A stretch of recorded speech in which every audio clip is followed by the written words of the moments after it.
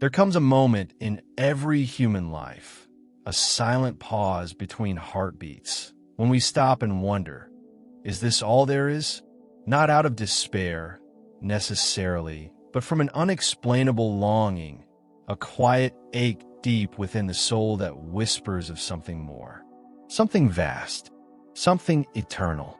You may have felt it during a sunset when the horizon burned with colors too majestic for words, or in a sleepless night, staring at the ceiling, drowning in thoughts too heavy for sleep. Perhaps it happened when life pulled the ground from beneath your feet, a sudden loss, a betrayal, an unexpected turn of fate, and in that collapse you caught a glimpse of something otherworldly. That is the inner calling. It doesn't shout. It doesn't demand. It waits, patient as time itself, until you're ready to listen. This book is not another self-help guide, nor is it a religious sermon wrapped in philosophical language. It is a bridge between questions and answers, between doubt and faith, between the intellect that hungers for logic and the heart that craves meaning. For centuries, philosophers have debated the nature of reality. Scientists have mapped the observable universe. Theologians have written volumes upon volumes about God. Psychologists like Carl Jung have dissected the layers of the human psyche, peeling back each archetype and instinct, hoping to uncover the divine fingerprint hidden in our unconscious. And yet, after all the research, all the scriptures, all the theories, one question remains stubbornly alive in the heart of every human being. What is my true connection with God in the universe? Some have tried to answer it with science, pointing to cosmic patterns, the fine-tuning of the universe, the mathematical elegance of creation. Others turn to ancient wisdom, Stoicism, Buddhism, Vedanta, Sufism, seeking refuge in philosophies that offer peace amid uncertainty. And many, burned by rigid dogma and childhood religious trauma, walked away from any idea of God at all. Perhaps that's where you are now, somewhere between faith and skepticism, between curiosity and caution.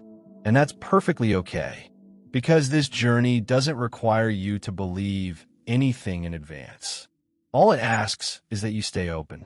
Open to wonder, open to mystery, open to the possibility that there's more to existence than your current understanding can hold.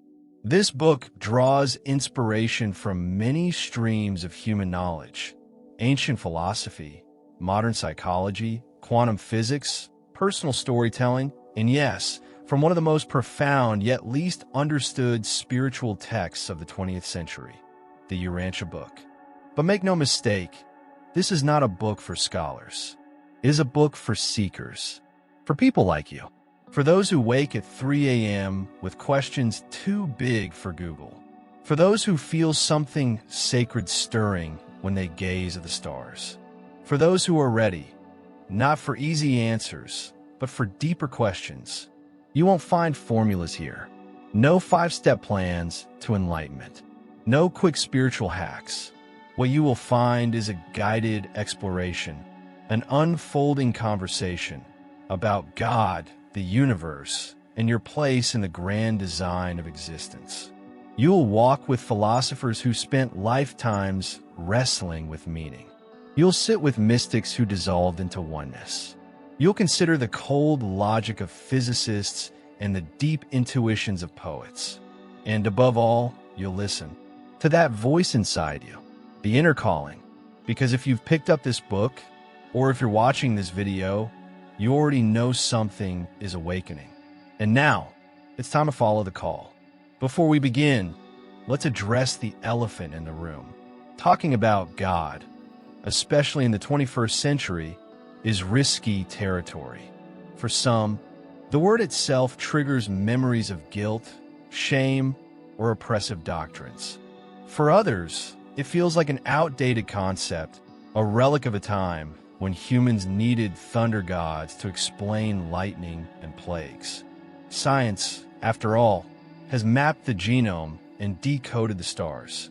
Quantum physics has shown us that reality is stranger than fiction, and psychology has illuminated the deep caverns of the human mind. With all this knowledge at our fingertips, why still bother with God? Because knowledge and wisdom are not the same. Because you can memorize the entire periodic table and still feel hollow inside. Because you can understand black holes and still cry yourself to sleep, wondering if your life has meaning. This book doesn't aim to redefine God. It aims to reconnect you to the part of yourself that already knows God exists, whether you call it source, universe, the divine, or simply love.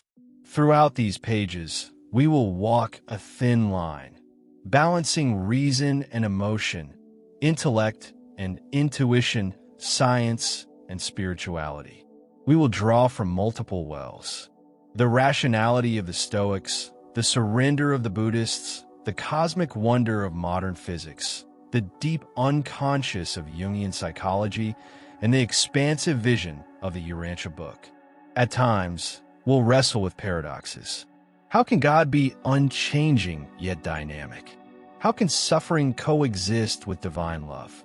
Why does the universe appear so indifferent? Yet moments of grace pierce through when we least expect them. We'll explore the answers philosophers have offered, some hopeful, some bleak. We'll question the constructs religion has handed down, sometimes with reverence, sometimes with frustration. We'll touch on the mystery of consciousness, the strange beauty of mathematical laws that govern the cosmos, and the ancient longing every human heart shares, to feel seen, heard, and known by something greater than itself. And if along the way you feel resistance, good. That means you're alive. That means this matters. You don't need to agree with every idea presented here. You don't even need to believe in God as others have described him. All I ask is that you come as you are, with your doubts, with your hopes, with your broken pieces, and your most beautiful questions. This is not a book of answers. It is a book of invitations. Invitations to think deeper, to feel more fully, to wonder again, to awaken. And so, with humility and anticipation, let us begin the journey, not toward the God we inherited, but toward the God we are destined to rediscover. Chapter 1. The Eternal Purpose. Is there a cosmic plan? If you've ever gazed at the night sky and felt something stir deep within you, an emotion difficult to name but impossible to ignore, you've already brushed against one of the oldest questions known to humanity. Is there a purpose to all of this? Not just to your life, not just to human history, but to everything. The galaxies, the atoms, the silent, cold stretches of space between stars, the microscopic dance happening inside every cell of your body. Is there a cosmic blueprint? Or are we floating through an indifferent universe, born from chance and destined for nothingness? According to the Urantia Book, one of the most daring spiritual texts of the 20th century, the universe is not an accident. It is not random. It is the visible unfolding of an eternal purpose conceived by an infinite, loving intelligence, the Universal Father. The book describes God's purpose as vast, multidimensional, and beyond full human comprehension. Yet, even though we can't grasp the entire picture, we're given glimpses, threads of understanding that suggest there is both order and intention woven into the fabric of existence. From the cosmic architects shaping galaxies to the spiritual beings guiding the evolution of consciousness on individual planets, the Urantia Book paints a picture of a universe that is both physically majestic and spiritually intentional. The creation of the central universe, known as Havona, is described not merely as a cosmic showpiece, but as a reflection of divine perfection, a living symbol of purpose itself. And beyond Havona, in the evolving super-universes where worlds like ours exist, a divine drama of growth, learning, and spiritual ascent unfolds. We as conscious beings are not spectators in this cosmic play. We are participants, and more than that, we are co-creators. But to understand this, we must first challenge the way we think about reality itself. Long before telescopes could map distant galaxies, long before particle accelerators could probe the subatomic world, one man sat under the olive trees of ancient Athens and wondered about the unseen patterns behind reality. His name was Plato. For Plato, reality wasn't confined to what the senses could detect. Beneath the shifting, imperfect forms of the material world, he proposed the existence of something eternal and unchanging, the world of ideas, or what philosophers later called the realm of forms. According to Plato, every tree, every face, every star was just a shadow, a pale reflection of a perfect, timeless archetype existing in a higher, non-physical dimension. The tree you touch is transient. It grows, withers, and dies.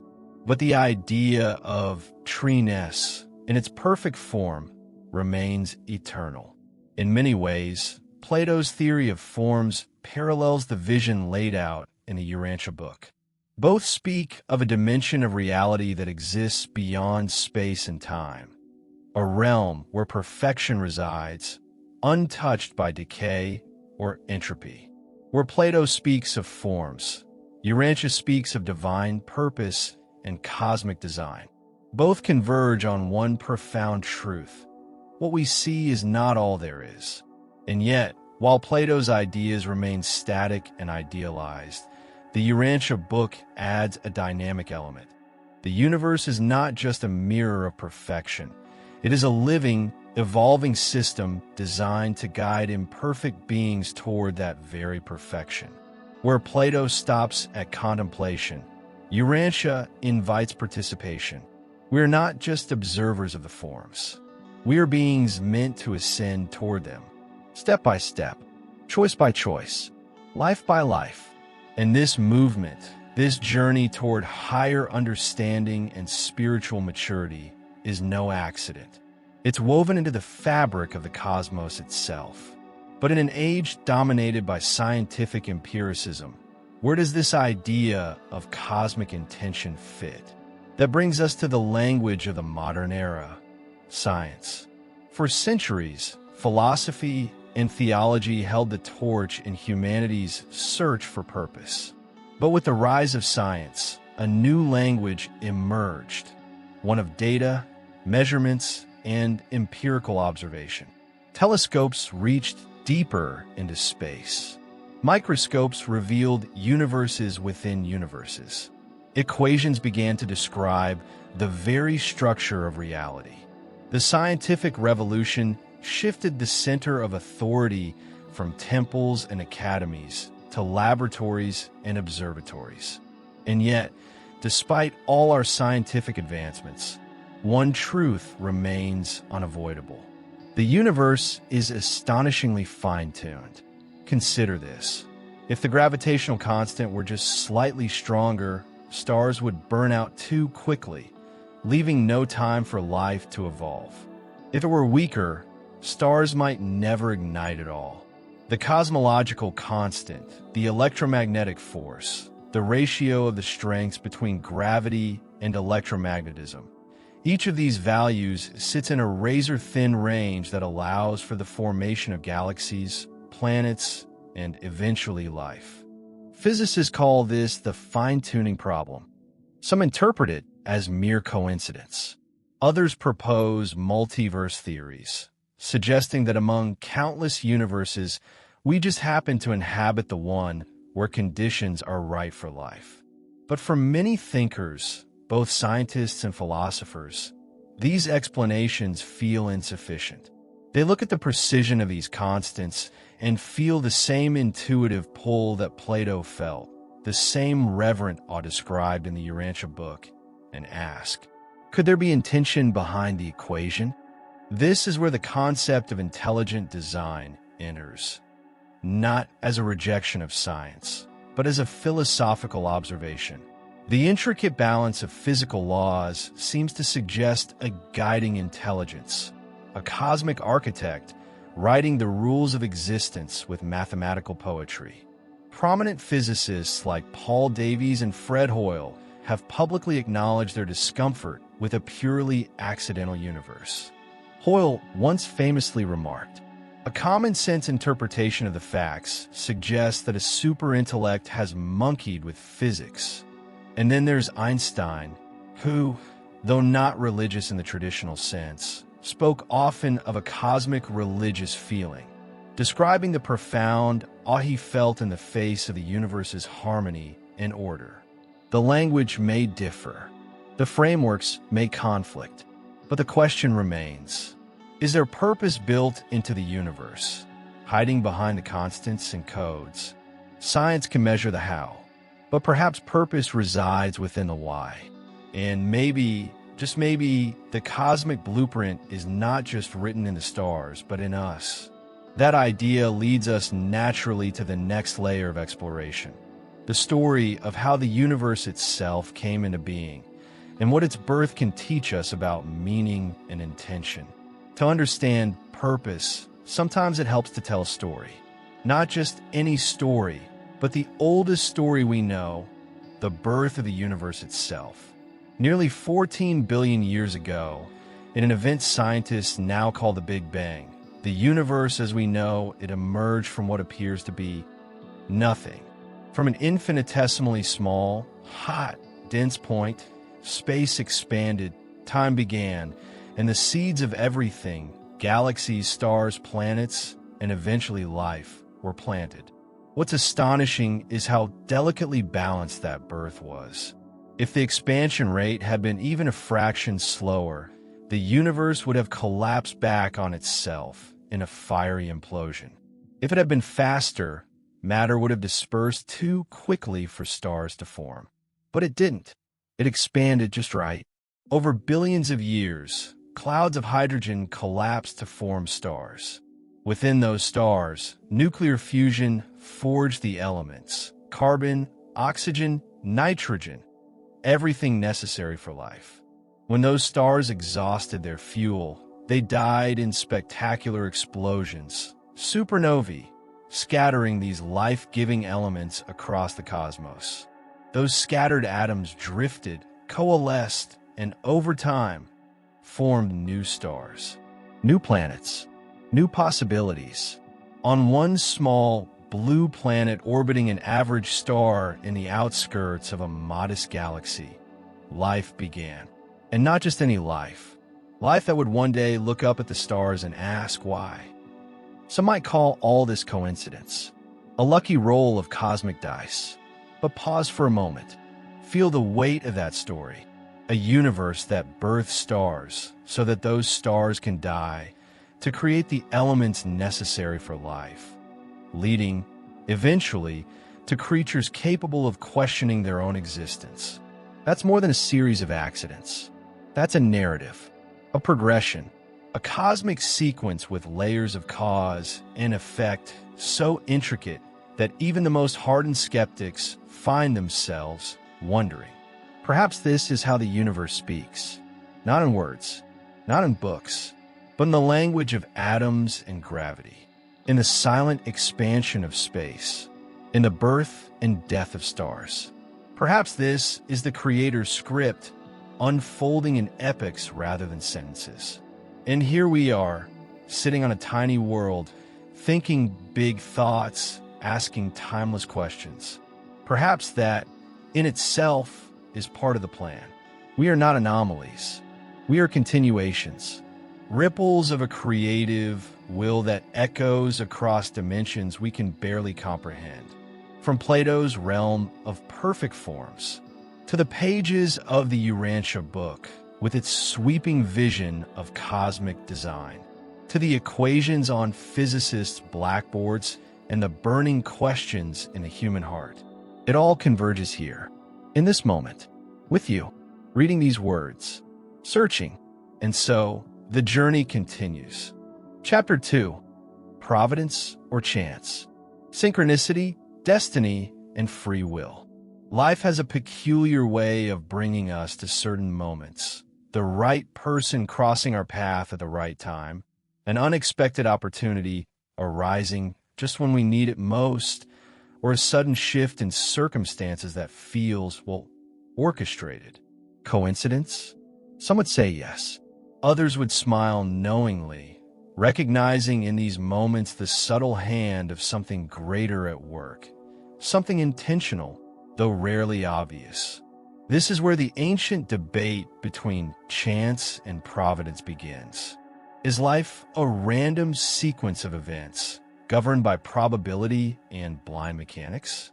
Or is there an intelligent force weaving unseen threads through our daily experiences, nudging us toward growth, healing, and discovery? The Urantia Book offers a striking perspective on this. It suggests that what we often label as coincidence is, in reality, part of a larger, intelligent movement known as providence, a harmonious interplay of spiritual forces and cosmic laws working for the ultimate good of each soul. According to Urantia teachings, God's providence is not a micromanaging force manipulating every detail of our lives. It's not the divine equivalent of a chess player moving pawns across a board for entertainment.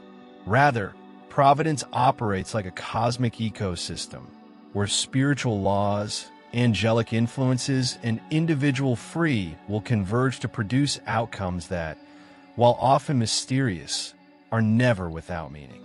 This kind of providence respects our autonomy. It honors our free will, and yet it moves quietly, persistently, sometimes appearing at the edges of our perception, sometimes bursting into the center of our lives with unmistakable clarity. But providence does not mean predestination. It doesn't imply that every heartbreak, every illness, every failure was pre-written in some celestial script with no room for deviation. No, life remains fluid. The universe is a living, breathing reality, responsive rather than rigid. Mistakes happen. Tragedies occur. People exercise free will, sometimes to heal, sometimes to harm. Yet even within this complexity, Urantia suggests that divine intelligence continues to weave, adjust, and create new pathways for each of us, inviting us back toward growth, toward love, toward awakening. It's not control, it's partnership. And that idea brings us naturally to one of the most beautiful philosophical approaches to destiny ever articulated, the Stoic embrace of fate, amor fati, to love one's fate. The Stoics, those ancient philosophers who walked the streets of Athens and Rome, had their own answer to life's apparent randomness. Their response was not resignation. It was love, amor fati, to love one's fate. For the Stoics, particularly thinkers like Marcus Aurelius and Epictetus, the question was never whether life's events were good or bad in themselves. The real question was, how will I respond? They believed the universe operated according to a rational order, often referred to as the logos, a divine, animating principle that governed all things. While they didn't personify this force the way later monotheistic traditions would personify God, the Stoics saw the universe as fundamentally wise, balanced, and intentional. Whatever happens, happens for a reason, even if that reason remains beyond human comprehension. This mindset didn't mean blind acceptance of suffering. It meant active engagement with reality, guided by the belief that every experience, no matter how painful or unexpected, could serve a higher purpose if met with courage and wisdom. Marcus Aurelius, writing to himself in his meditations, urged, "Accept whatever comes to you woven in the pattern of your destiny, for what could more aptly fit your needs?" There's a resonance here with the vision presented in the Urantia Book. While the language differs, the underlying sentiment is strikingly similar. Both suggest that there's a living logic to the universe, a higher intelligence unfolding events not necessarily for our momentary comfort, but for our ultimate growth. What the Stoics called the logos, Urantia names as the universal Father's active presence, coordinated through an intricate system of spiritual administrators and cosmic laws. Where the Stoics encouraged emotional resilience, Urantia offers the comforting thought that this cosmic order is not cold or indifferent, but loving and purposeful, always nudging creation and each individual life toward greater realization and higher meaning. And yet, even with this cosmic choreography, there's room for freedom, for choice, for error, for redemption. We are not puppets. We are partners. Free will remain sacred, even in the dance with destiny. And that's where the conversation deepens further, into the realm of the mysterious, the uncanny, the moments when life seems to whisper directly to us through what Jung would later call synchronicity. Centuries after the Stoics had written their meditations on fate, another voice emerged, this time from the world of depth psychology. Carl Gustav Jung, a Swiss psychiatrist and pioneer of analytical psychology, Jung spent much of his life exploring the hidden patterns behind human experience. He believed that our inner world and the outer world were not as separate as they seemed, that under certain conditions, the line between subjective and objective reality blurred, giving rise to moments that felt both profoundly personal and cosmically orchestrated. He called this phenomenon synchronicity. Jung defined synchronicity as the experience of two or more events that are meaningfully related, even though they lack any direct causal connection. In other words, meaningful coincidences. A chance meeting with an old friend on the very day you were thinking about them. A book falling off a shelf, opening to a page with the exact answer you've been searching for. A dream about a specific symbol, only to encounter that same symbol in an unexpected place the next day. To the skeptic, these are mere flukes. Randomness playing tricks on a pattern-seeking brain. But Jung disagreed. He believed these moments pointed to a deeper order in the universe, a hidden framework where psyche and matter intersect, guided by forces we barely understand. In Jung's view, synchronicity served as a psychological compass, nudging the individual toward growth, realization, or needed transformation.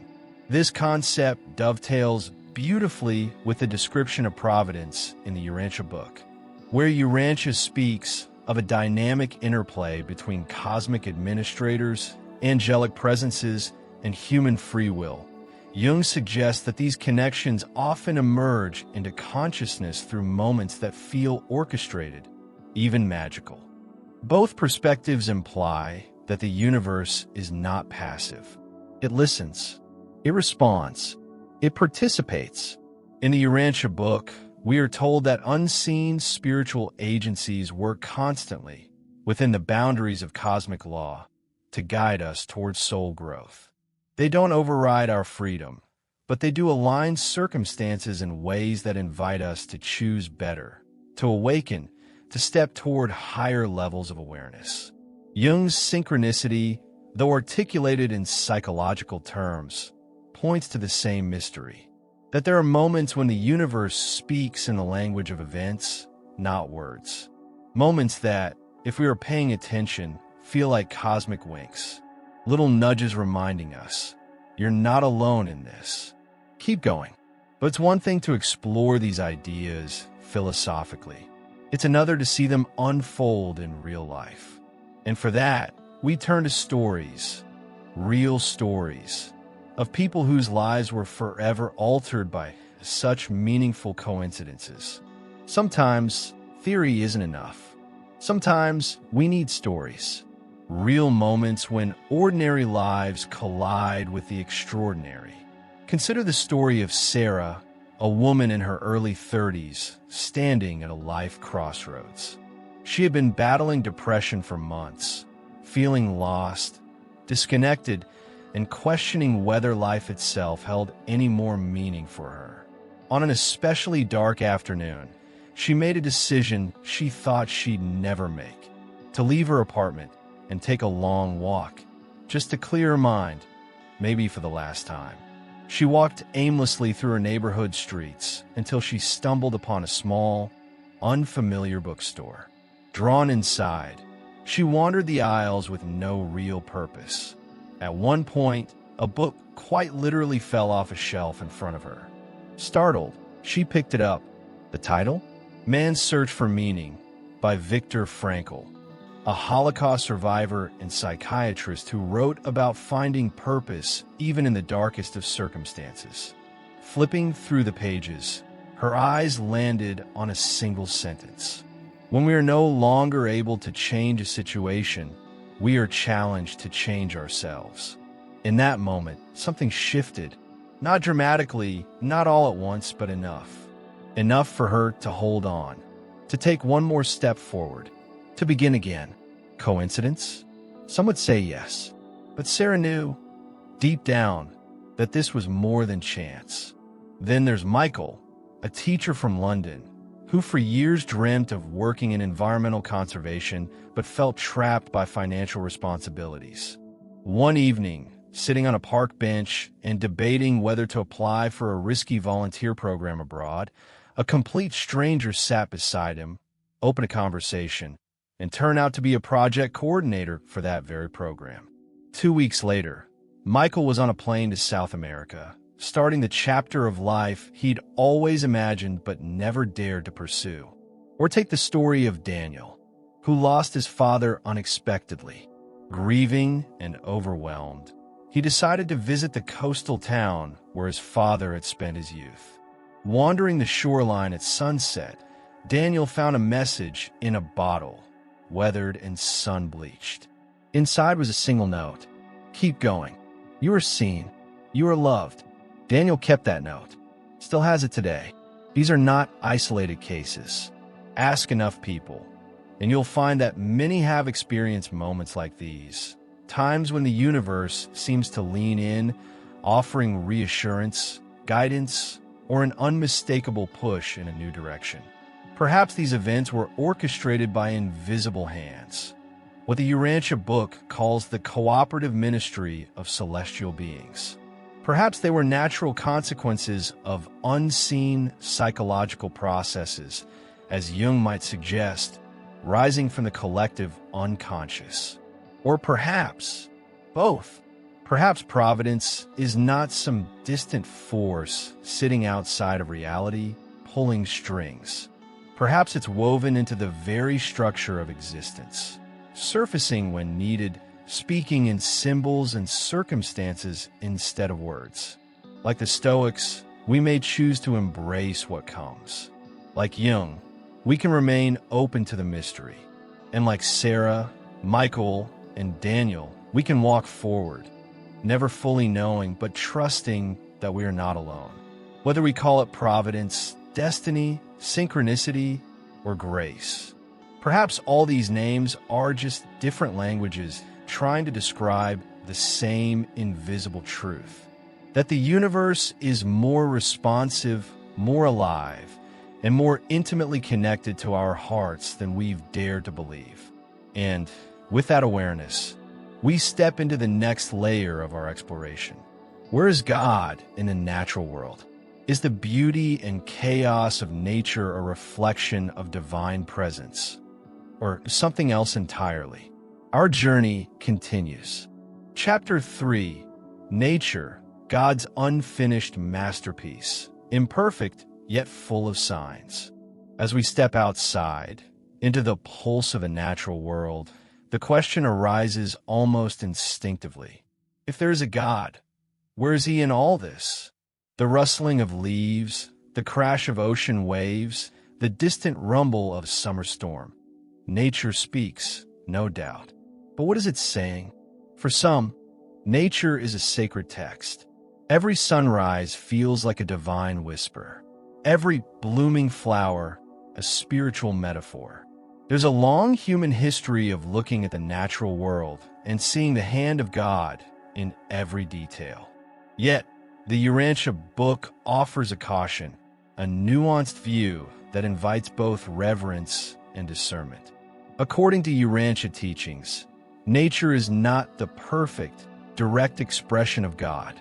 It is not the unfiltered voice of the divine. Instead, it is described as the imperfect vestment of deity, a layer of reality that, while emerging from divine origins, has been shaped, reshaped, and often distorted by the evolutionary processes inherent in time and space. Nature, in this view, is a living canvas, a mixture of divine intention, evolutionary chance, and even the residual scars of cosmic mistakes, errors, and rebellions. It's beautiful but flawed, majestic yet dangerous, ordered in parts but unpredictable in others. The Urantia text reminds us, storms, earthquakes, diseases, they're not sent by a wrathful God as punishment or test, nor are they cosmic accidents. They are simply the natural consequences of an unfinished universe still evolving toward greater harmony and order. This idea reframes how we interpret both the beauty and the brutality we witness in nature. The delicate symmetry of a snowflake and the devastating path of a hurricane. Both exist within the same ecological system. One evokes wonder, the other fear. But neither should be mistaken as a pure reflection of God's character. The Urantia perspective challenges the human tendency toward pantheism, the belief that God is nature and nature is God. Instead, it invites us to see nature as one layer of the divine story, incomplete and still unfolding. God is present through nature, influencing its grand arcs and evolutionary direction, but not confined by it. Like a painter whose masterpiece is still in progress, the Universal Father works through cosmic laws and spiritual influences, slowly guiding the natural world toward higher states of order and beauty. But to fully appreciate this perspective, we must broaden our lens and consider how other traditions have approached this mystery, starting with one that mastered the art of flowing with the forces of nature rather than resisting them: Taoism. To further grasp the delicate dance between chaos and order, between intention and flow in nature, we turn eastward toward the ancient wisdom of Taoism. Emerging over 2,500 years ago in China, Taoism invites us to perceive the universe not as a rigidly controlled machine, nor as a random sequence of meaningless events, but as a living, breathing process, a way, what the Chinese call the Tao. At the heart of this philosophy lies a powerful, yet subtle concept, Wu Wei. Translated loosely, Wu Wei means non-action, but it's far from passivity. Rather, it is the art of acting in harmony with the flow of life, moving with the current rather than against it, like a reed bending in the wind or a river carving its path effortlessly through stone over centuries. Nature embodies Wu Wei instinctively. A tree doesn't force itself to grow. It simply responds to the sun and the soil. Birds don't struggle to fly. They surrender to the air currents. Rivers don't battle obstacles. They move around them. Taoism teaches that human beings, too, thrive best when we surrender our obsessive need to control every outcome and instead align ourselves with the larger flow already present in the cosmos. When applied to our understanding of God and the universe, Wu Wei resonates with the Urantia concept of providence, working through natural laws, not by constant divine intervention, but by establishing patterns of order that unfold gradually over time. From this perspective, God's presence in nature is not in the micromanagement of every leaf and gust of wind, but in the creation and maintenance of the cosmic systems that make such things possible. The Tao moves, The Logos speaks, Providence guides, and nature responds. Where humans err, according to both Taoist and Urantia perspectives, is in expecting nature to always conform to our ideas of justice, comfort, or fairness. A storm doesn't ask if you're ready for it. An earthquake doesn't pause for moral contemplation. A flower doesn't wait for your admiration to bloom.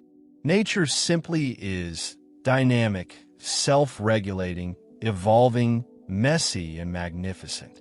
And yet, even within its imperfection, there are signs, moments of symmetry, grace, and breathtaking beauty that feel like small love letters from the divine, reminding us that behind the turbulence and apparent randomness, there is something more. But to see it clearly, sometimes we need another lens, a scientific one, to truly understand the deeper patterns behind nature's chaos and unpredictability. We turn now to the modern language of physics and mathematics, fields that have, somewhat unexpectedly, become new windows into the mind of God. As our understanding of the universe evolved, science began to look at nature with new eyes, not as a simple, predictable machine, but as a dynamic and intricate web of relationships. Enter chaos theory. In the latter half of the 20th century, scientists like Edward Lorenz began to observe something unexpected.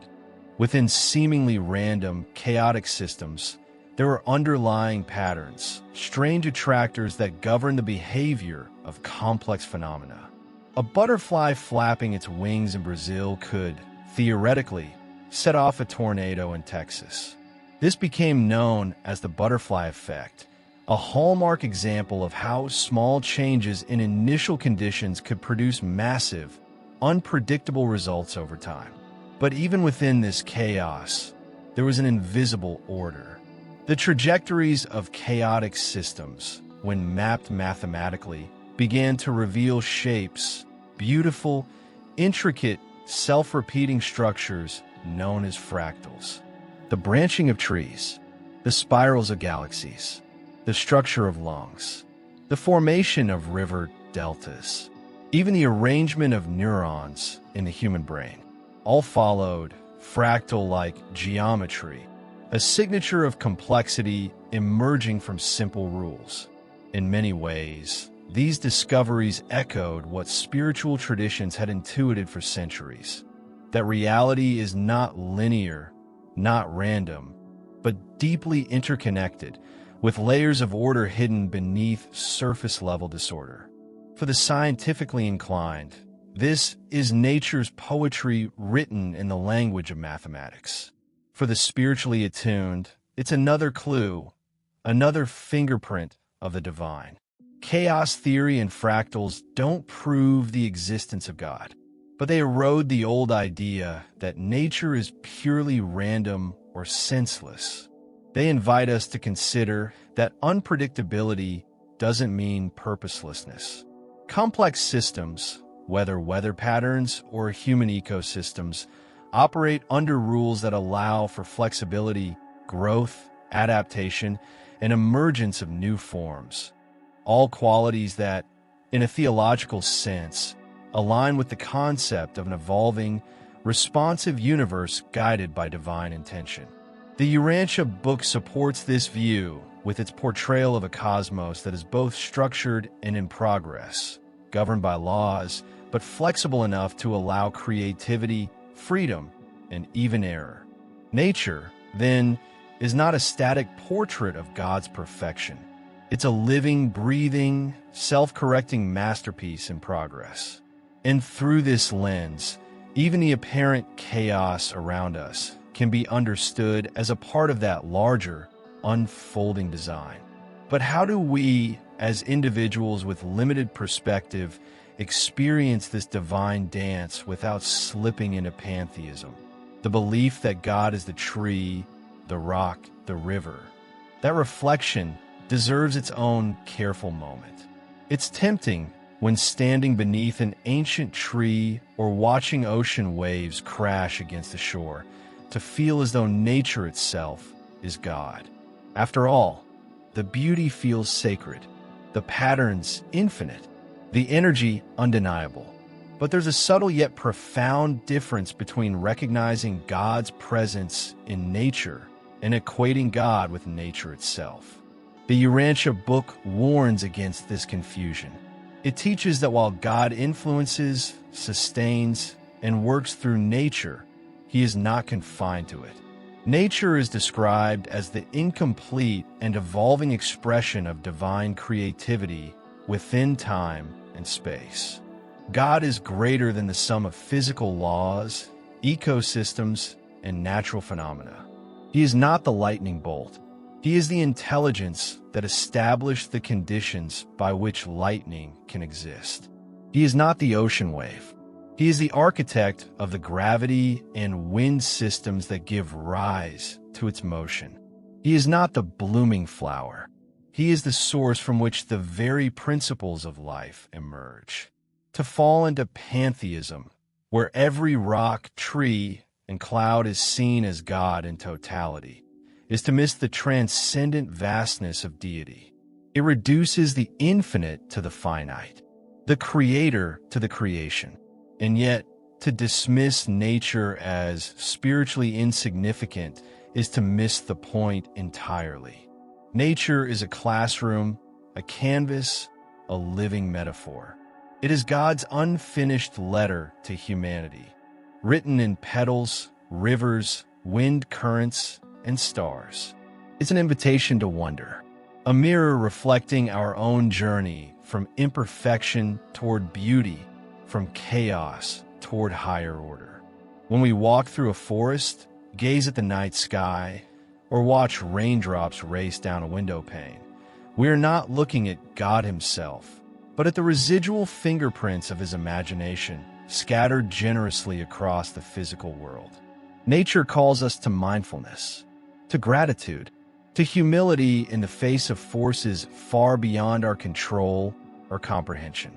It invites us to participate, not as dominators, nor as passive observers, but as conscious stewards, part of the evolving story. So the next time you stand under a stormy sky or watch the delicate unfolding of a flower, remember this.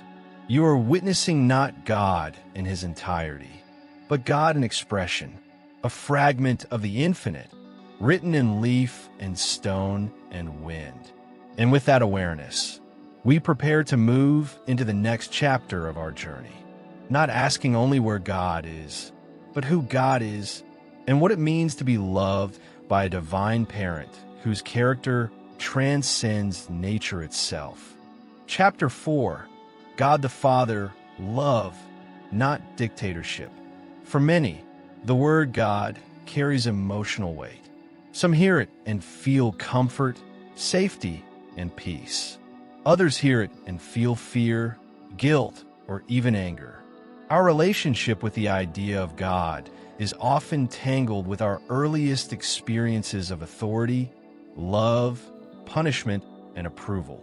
Childhood prayers, whispered fears, or stern sermons from pulpits long since abandoned. All these moments become layers of emotional association. The Urantia Book offers a healing reframing of this relationship. It doesn't present God as a distant king, a cosmic judge, or a tyrannical overseer. Instead, it presents God in the most intimate, accessible, and revolutionary way possible. As a father, not a metaphorical father, not a symbolic father, but a universal father, a being whose primary mode of interaction with creation is love, not control. This idea may sound familiar to those raised in Christian traditions. Indeed, one of the central teachings of Jesus was to refer to God as Abba, an Aramaic term meaning something close to Papa or Dear Father. But the Urantia Book takes this concept even further, expanding it across the cosmos. God is the loving parent, not just of humanity, but of all beings in all universes, seen and unseen, known and unknown. Unlike human fathers, with their limitations and flaws, the universal Father embodies perfect love, infinite patience, and unwavering commitment to the growth and well-being of every single soul.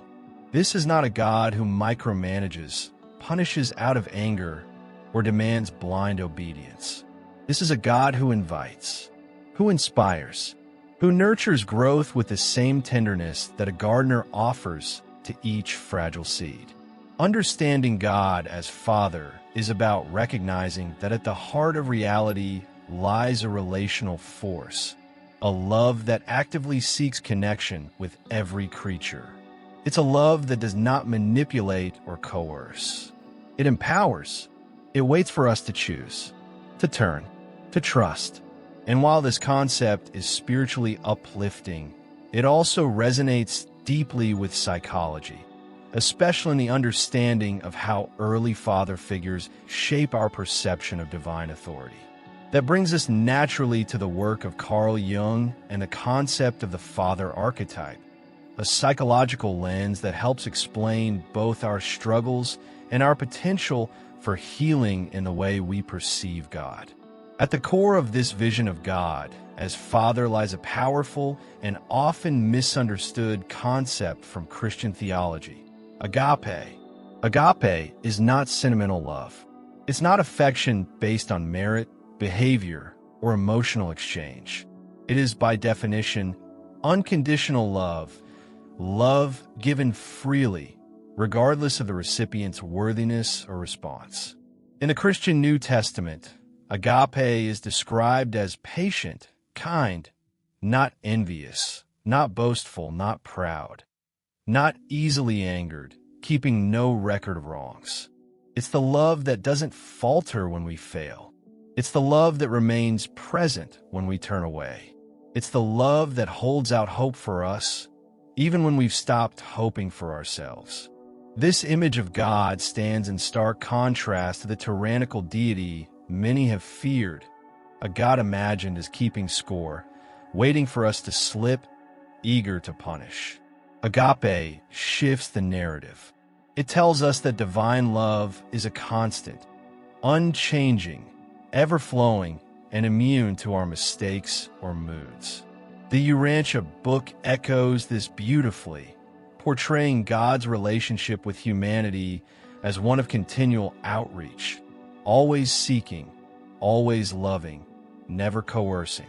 But why then do so many struggle to internalize this vision of a loving Father? Why do images of God still trigger fear in so many hearts? This is where psychology offers insight. Carl Jung, one of the most influential thinkers in modern psychology, proposed that within every human psyche lies a collection of archetypes, universal patterns of experience embedded deep within the collective unconscious. One of these is the father archetype. This archetype shapes how we relate not only to our earthly fathers, but also to authority figures, moral structures, and ultimately to God. For those who grew up with nurturing, present, and loving fathers, the leap toward imagining a benevolent God feels natural. But for those raised with fathers who were distant, critical, violent, or absent, the father archetype becomes distorted, casting long shadows over one's ability to trust in a divine presence. Jung observed that healing this internal father image often became a necessary step in spiritual individuation, the process by which a person integrates all parts of the self, including their spiritual instincts, to become whole. Reframing God as the ideal father, beyond human limitation, pure in love and intention, becomes both a psychological and spiritual necessity for healing. When the inner archetype heals, something miraculous happens. The heart opens. Fear loosens its grip. A new relationship with the divine becomes possible. In both theology and psychology, the message converges. The Father we imagine God to be is not limited by the fathers we've known. He is more, better, perfect in ways we're only beginning to comprehend. And sometimes, This healing doesn't come through books or philosophy, but through life itself, through moments where divine love breaks into human experience with undeniable clarity. These are the stories that now deserve to be told. Sometimes theology and psychology aren't enough. Sometimes it takes lived experience, flesh and blood moments to break through the walls we build around our hearts. Take the story of Elena. For most of her life, Elena carried the belief that love had to be earned. Raised in a home where affection was conditional and approval rare, she grew into adulthood with an unrelenting inner voice that whispered, "You're never enough."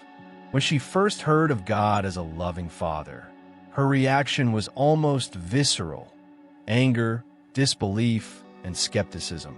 After all, if her earthly father had been critical and cold, how could any cosmic father be different?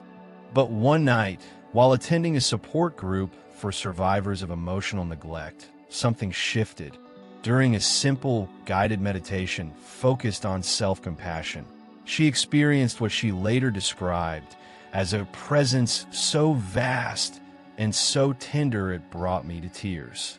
No visions, no voices, just an overwhelming sense of being held and loved without conditions. For the first time, she felt what agape truly meant. That single experience became a turning point in her healing journey. It didn't erase years of pain, but it planted a seed, a new inner narrative. I am loved because I exist, not because I perform. Then there's David, a former soldier struggling with PTSD, guilt, and isolation.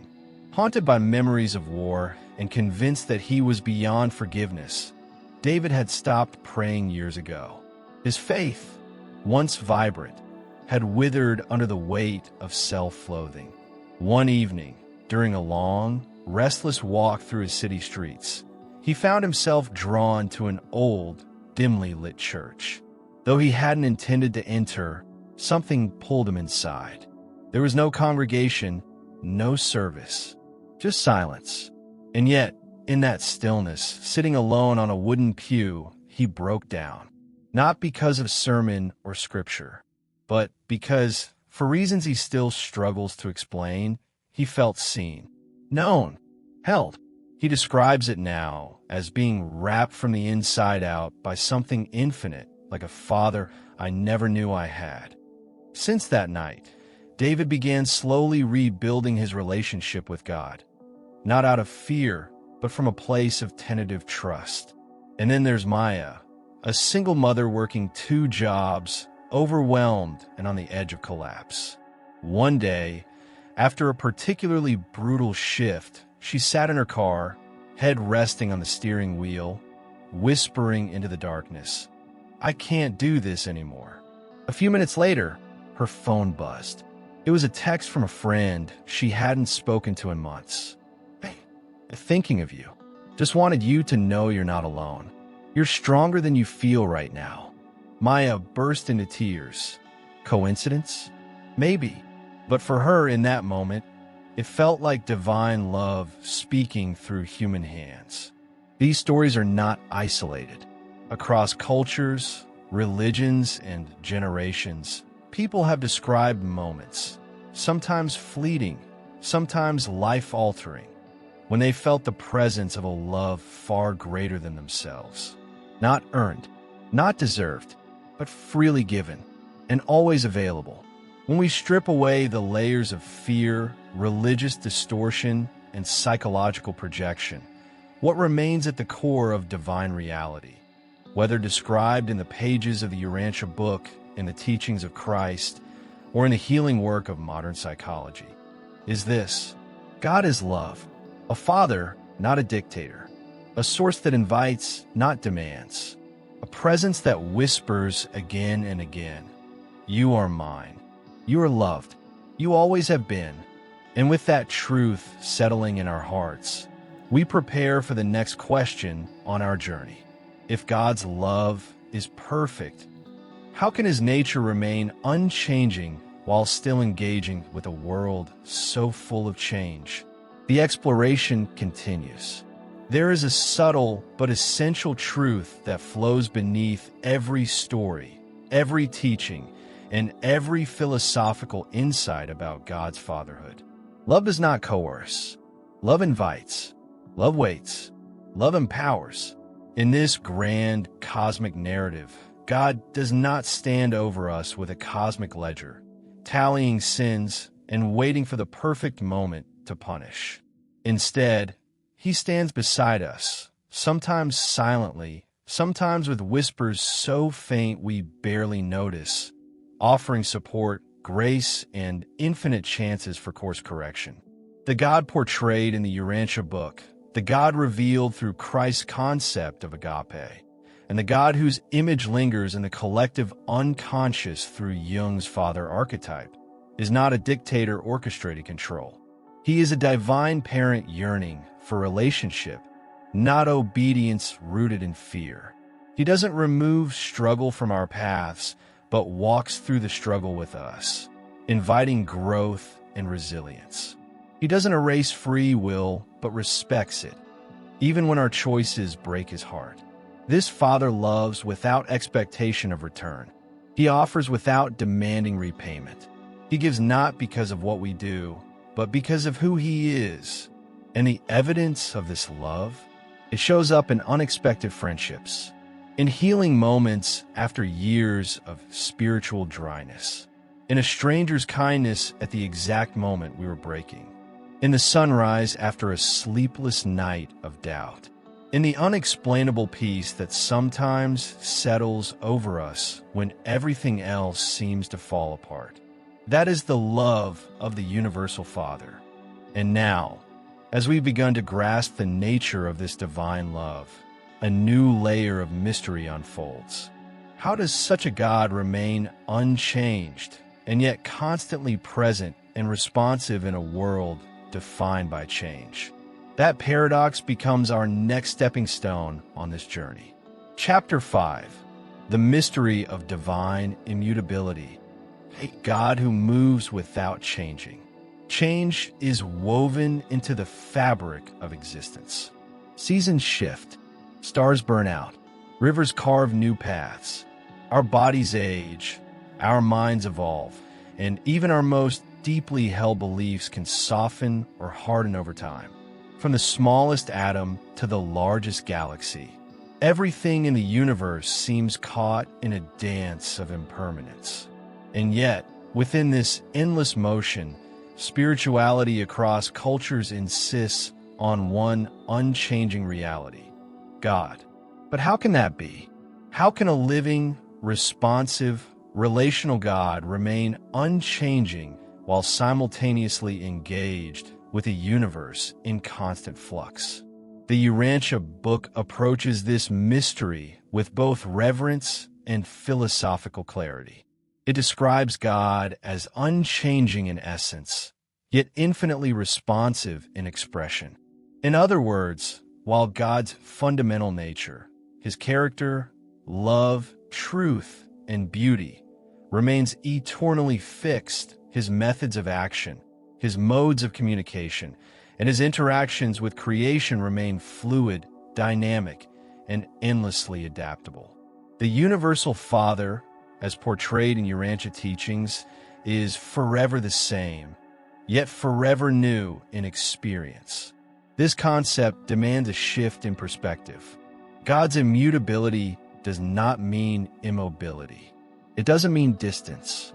It doesn't mean emotional coldness or indifference to human suffering. It means that at the core of reality, there's a steady, reliable anchor, a divine center that never shifts, regardless of how wildly the storms of time and space may rage around it.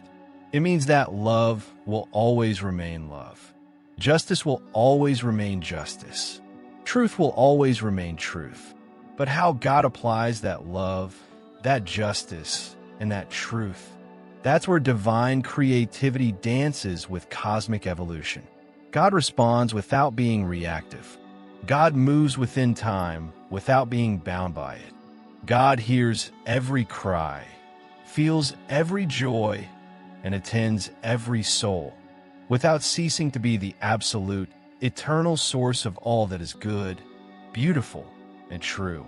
This paradox of changeless essence and dynamic expression has puzzled thinkers for millennia. Long before the Urantia revelations, one philosopher dared to name this tension with words that still echo in the halls of metaphysical thought: Aristotle's concept of the unmoved mover. And so, our philosophical journey now leads us there, into the mind of ancient Greece, where the search for ultimate causes first collided with the mystery of motion. Centuries before telescopes mapped the cosmos or quantum physicists dissected subatomic particles, Aristotle, one of history's greatest philosophers, grappled with a question that continues to haunt human thought. What is the ultimate source of all motion, all change? Observing the world around him, Aristotle recognized that everything in motion had been set in motion by something else. A rolling stone is moved by a hand. The hand is moved by a muscle. The muscle by a nerve impulse. The nerve impulse by chemical reactions, and so on. But this chain of causes couldn't stretch back infinitely, he argued. There had to be a starting point, a first cause. Thus emerged one of his most enduring ideas: the concept of the unmoved mover. This unmoved mover, according to Aristotle, was the ultimate source of all motion and change in the universe, while itself remaining unmoved and unchanged. It was pure actuality, fully realized, lacking nothing, incapable of becoming more or less than it already was. It did not act out of need, desire, or reaction.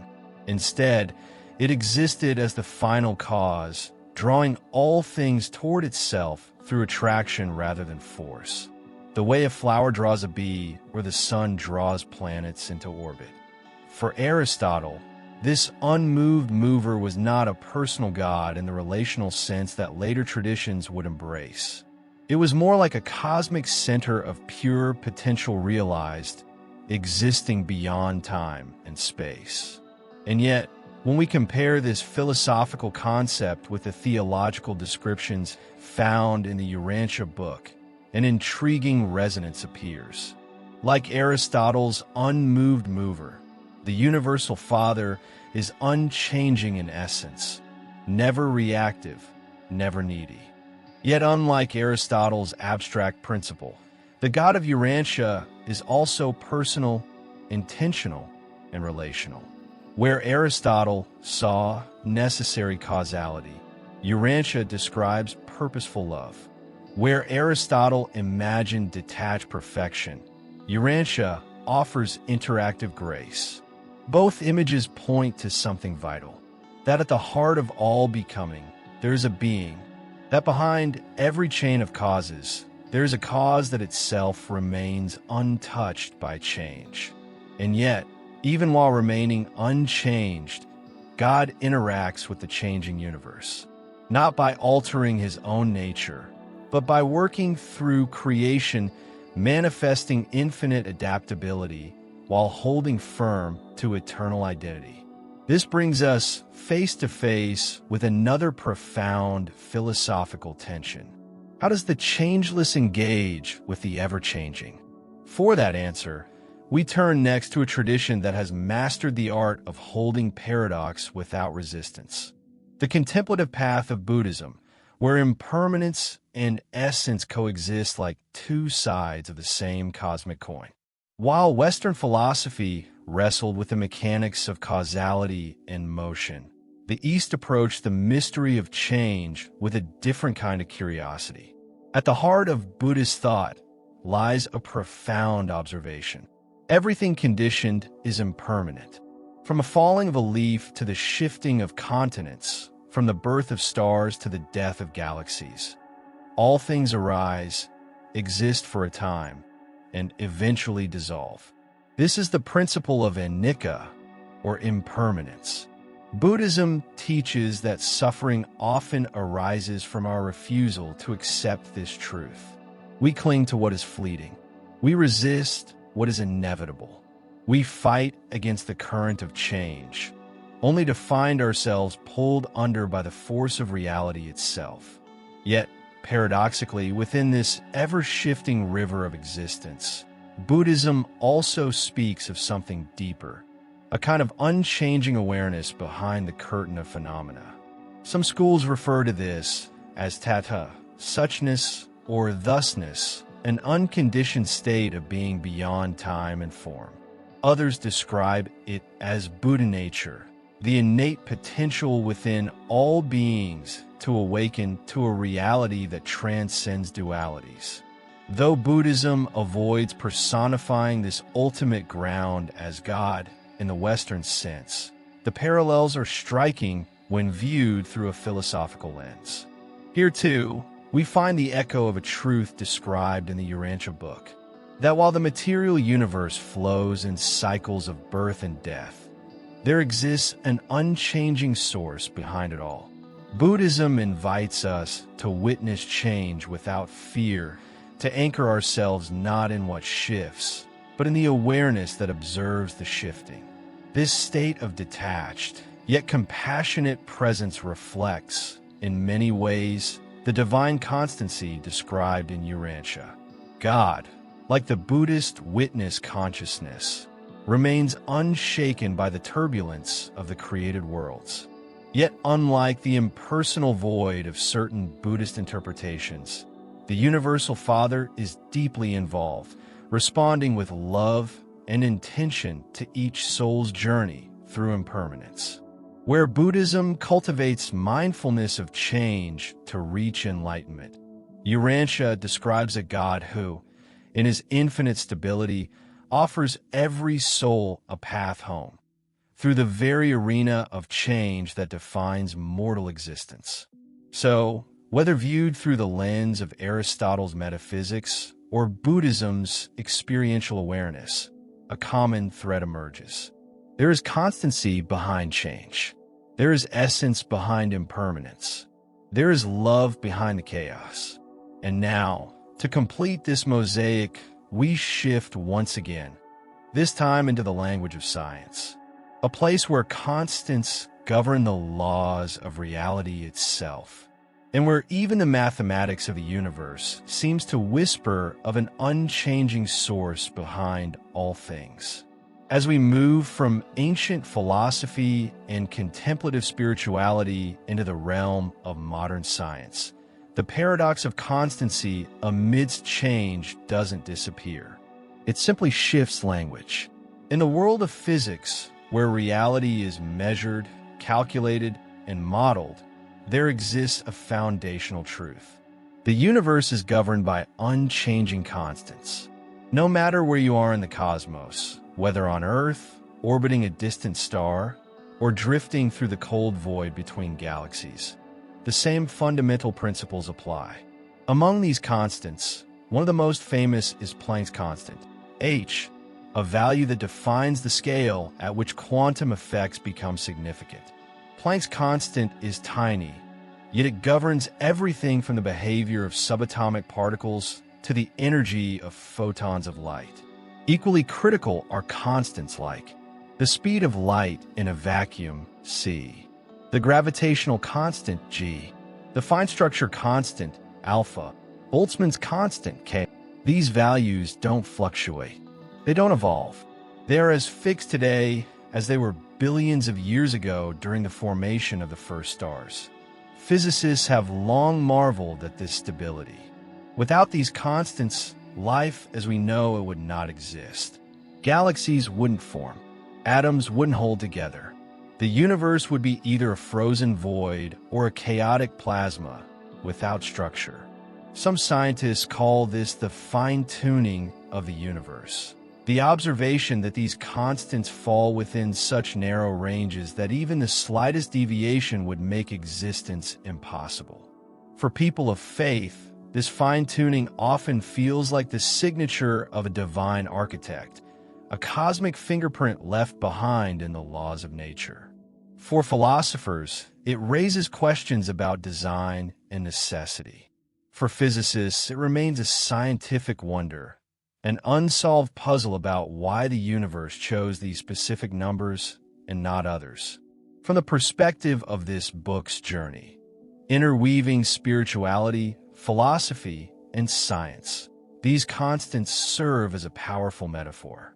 They represent stability within motion, order within flux, a hidden, unchanging framework that holds everything else together. Even as galaxies collide, stars are born and die, and life on Earth continues its restless evolution. In their silent, mathematical precision, the universal constants whisper the same truth found in Urantia, in Aristotle's philosophy, and in Buddhist contemplation.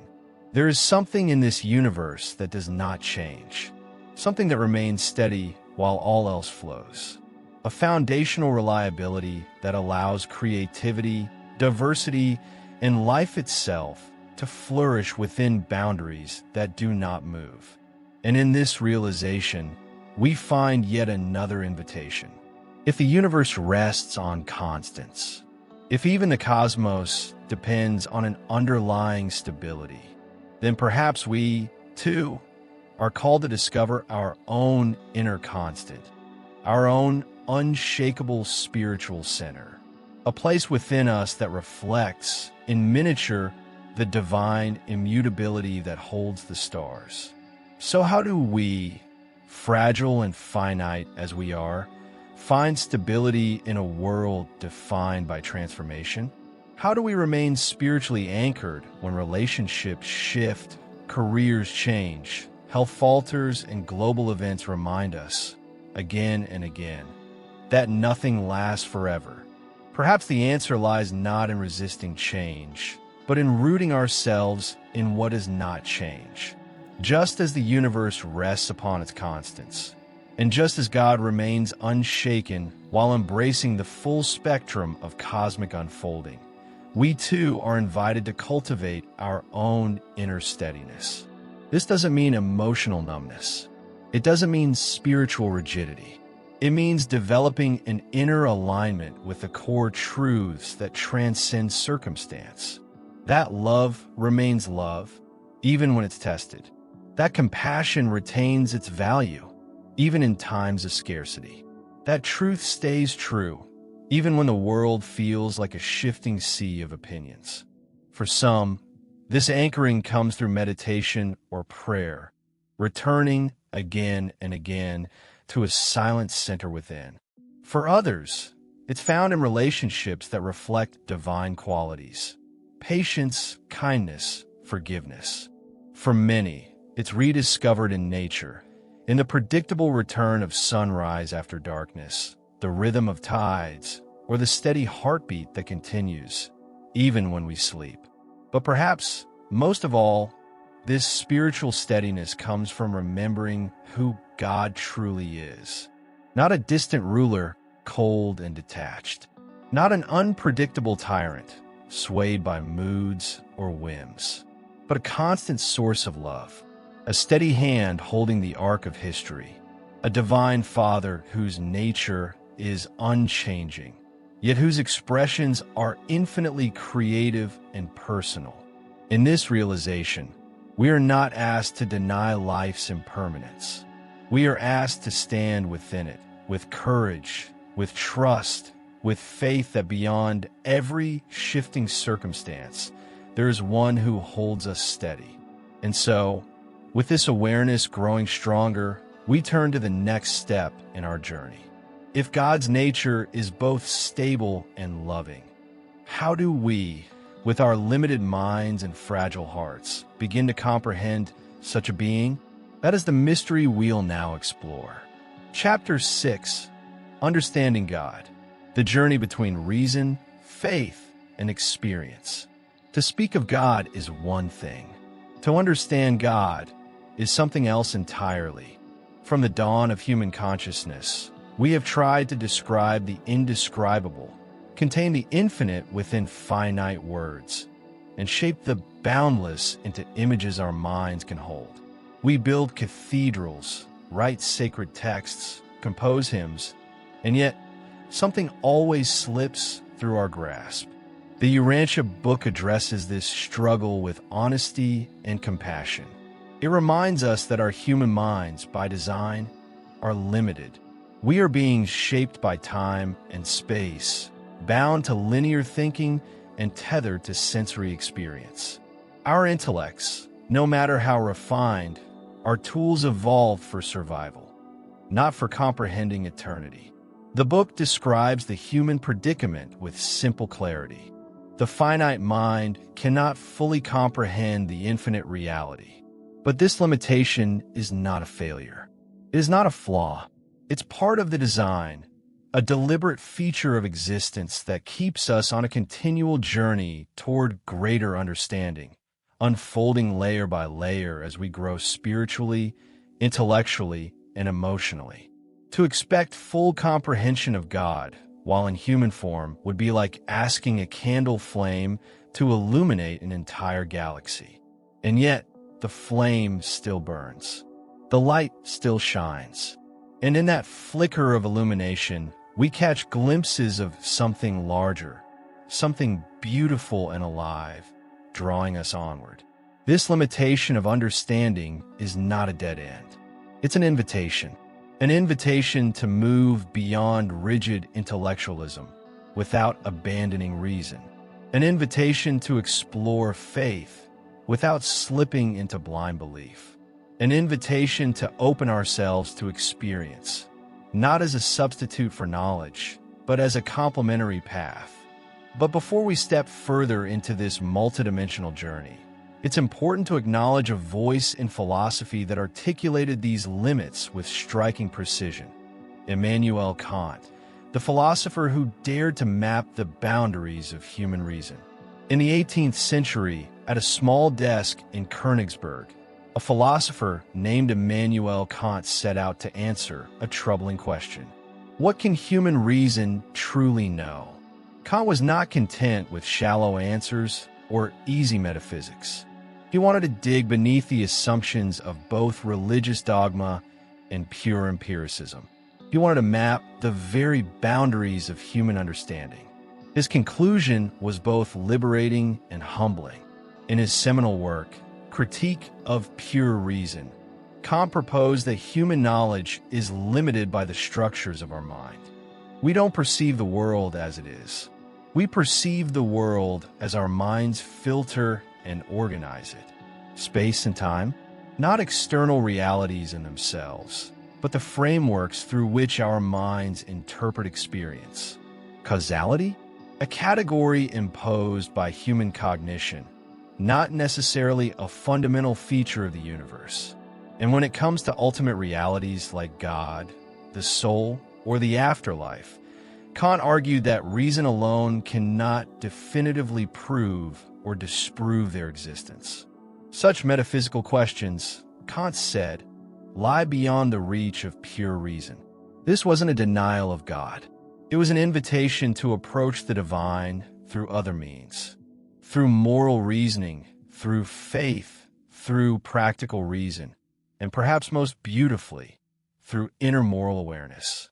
For Kant, the very fact that we possess a sense of moral duty, what he called the categorical imperative, was evidence of a higher moral order, one that hints at, but never fully reveals, its divine source. His work didn't close the door to God.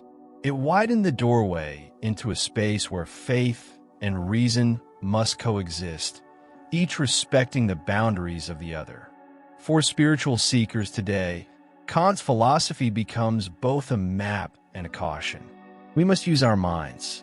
We must ask hard questions, but we must also accept that logic alone cannot contain God. To truly touch the infinite, we must be willing to engage not just with our intellects, but with our experiences. And that leads us to another layer of this exploration, into the unpredictable, often mysterious world of human consciousness, where altered states, mystical peaks, and moments of insight reveal truths the rational mind could never reach on its own.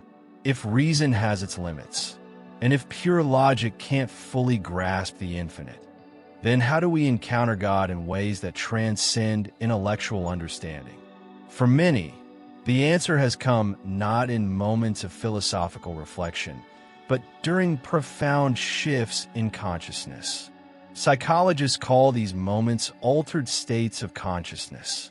They can arrive in many forms: deep meditation, intense prayer, near-death experiences, moments of extreme awe in nature, spontaneous mystical awakenings, even dream states or flow states during creative work. The American psychologist Abraham Maslow, best known for his hierarchy of needs, described these episodes as peak experiences, moments when individuals feel a sudden, overwhelming sense of unity, meaning, and connection with something far greater than themselves.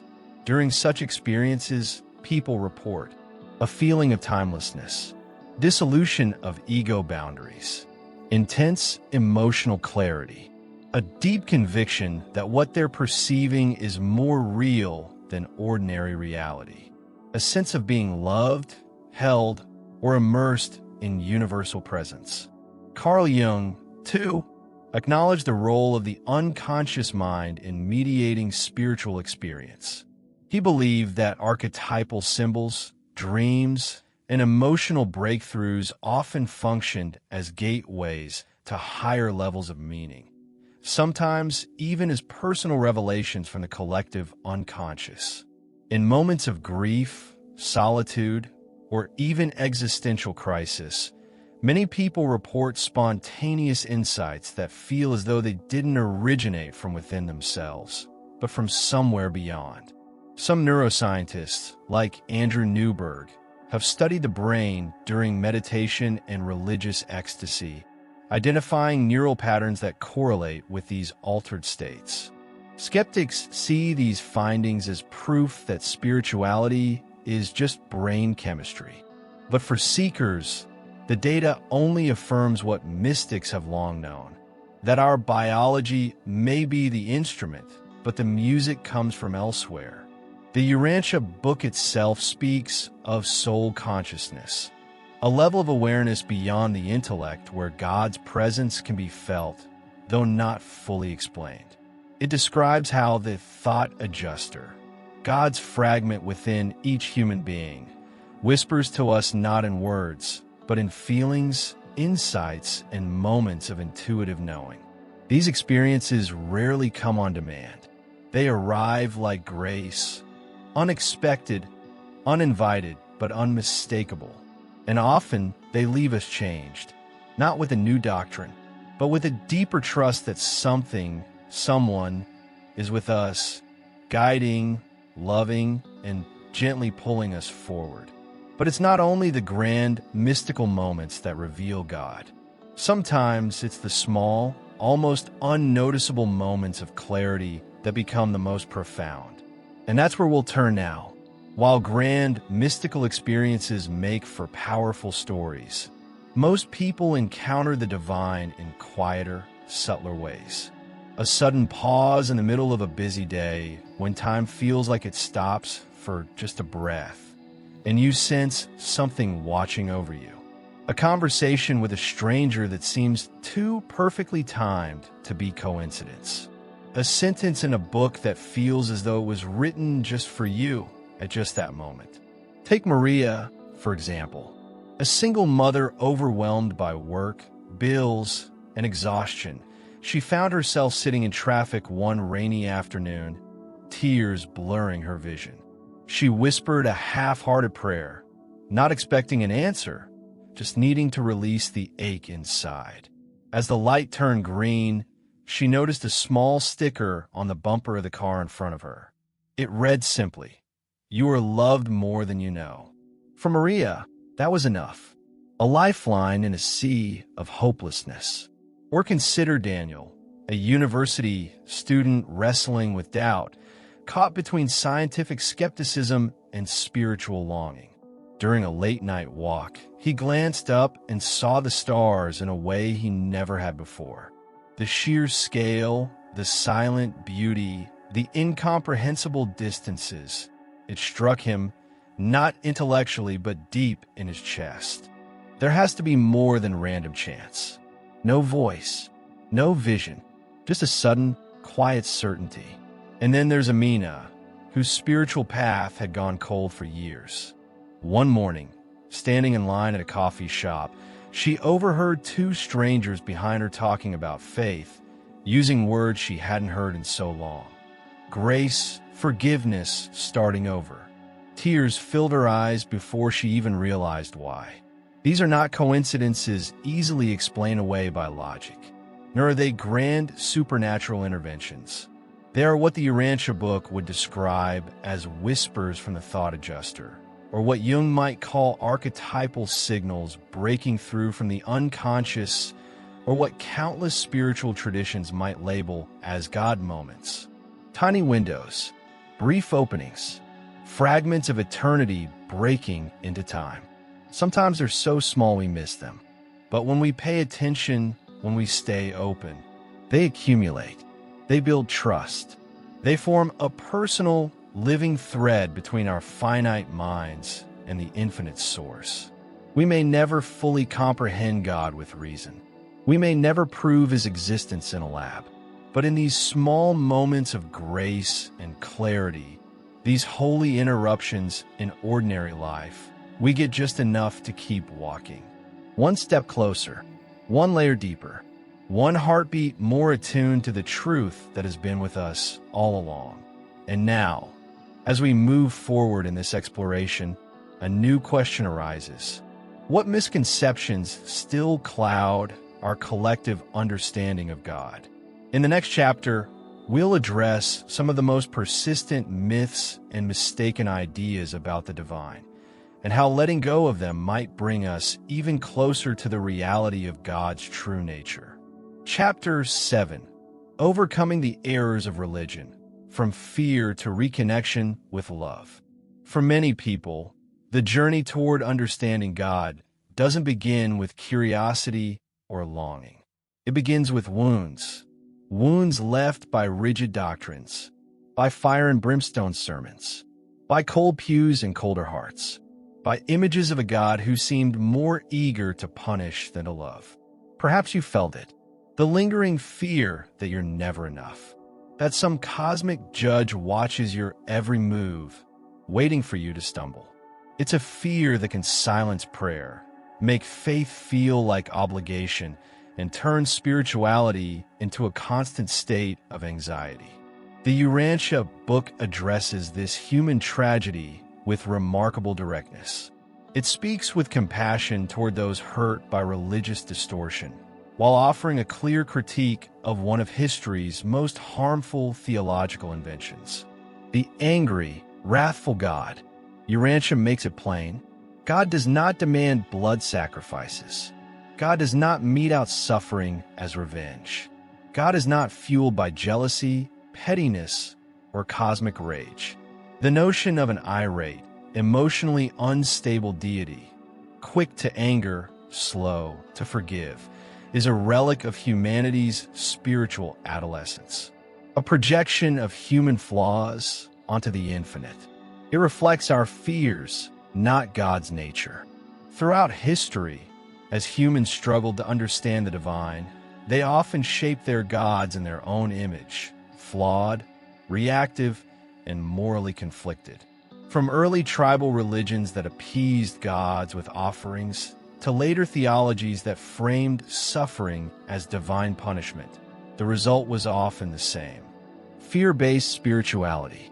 The Urantia Book calls humanity to grow beyond this stage, to lay down the image of the angry overseer and embrace the vision of the universal Father, a God whose essential nature is love, not wrath.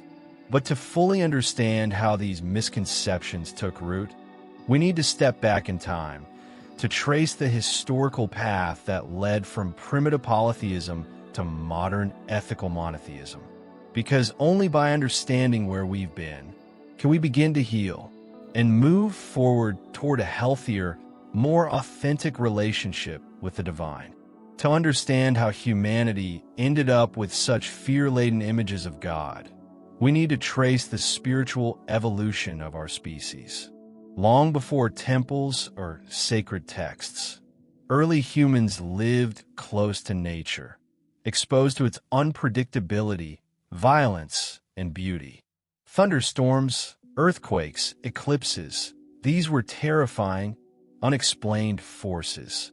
And in the absence of scientific understanding, fear became theology. Tribal societies developed polytheistic systems, with gods assigned to natural elements. The god of the sun, the god of the rain, the god of fertility, the god of war. These deities were often portrayed as moody, jealous, and easily offended. They required offerings, sacrifices, sometimes even human ones, to avoid their wrath. This early theology was transactional. Give the gods what they want, or suffer the consequences. But as human civilization evolved, so did our concept of the divine. In the ancient Middle East, a new spiritual idea began to emerge. Monotheism, the belief in one God. The Hebrews, among the first to embrace this, took a revolutionary step forward. They began to conceive of a single, sovereign creator who cared about justice, morality, and human behavior. This was a giant leap in spiritual maturity. But even here, traces of old fear-based thinking remained. The God of early Hebrew scriptures was still portrayed, at times, as angry, vengeful, and quick to punish entire nations for the sins of few.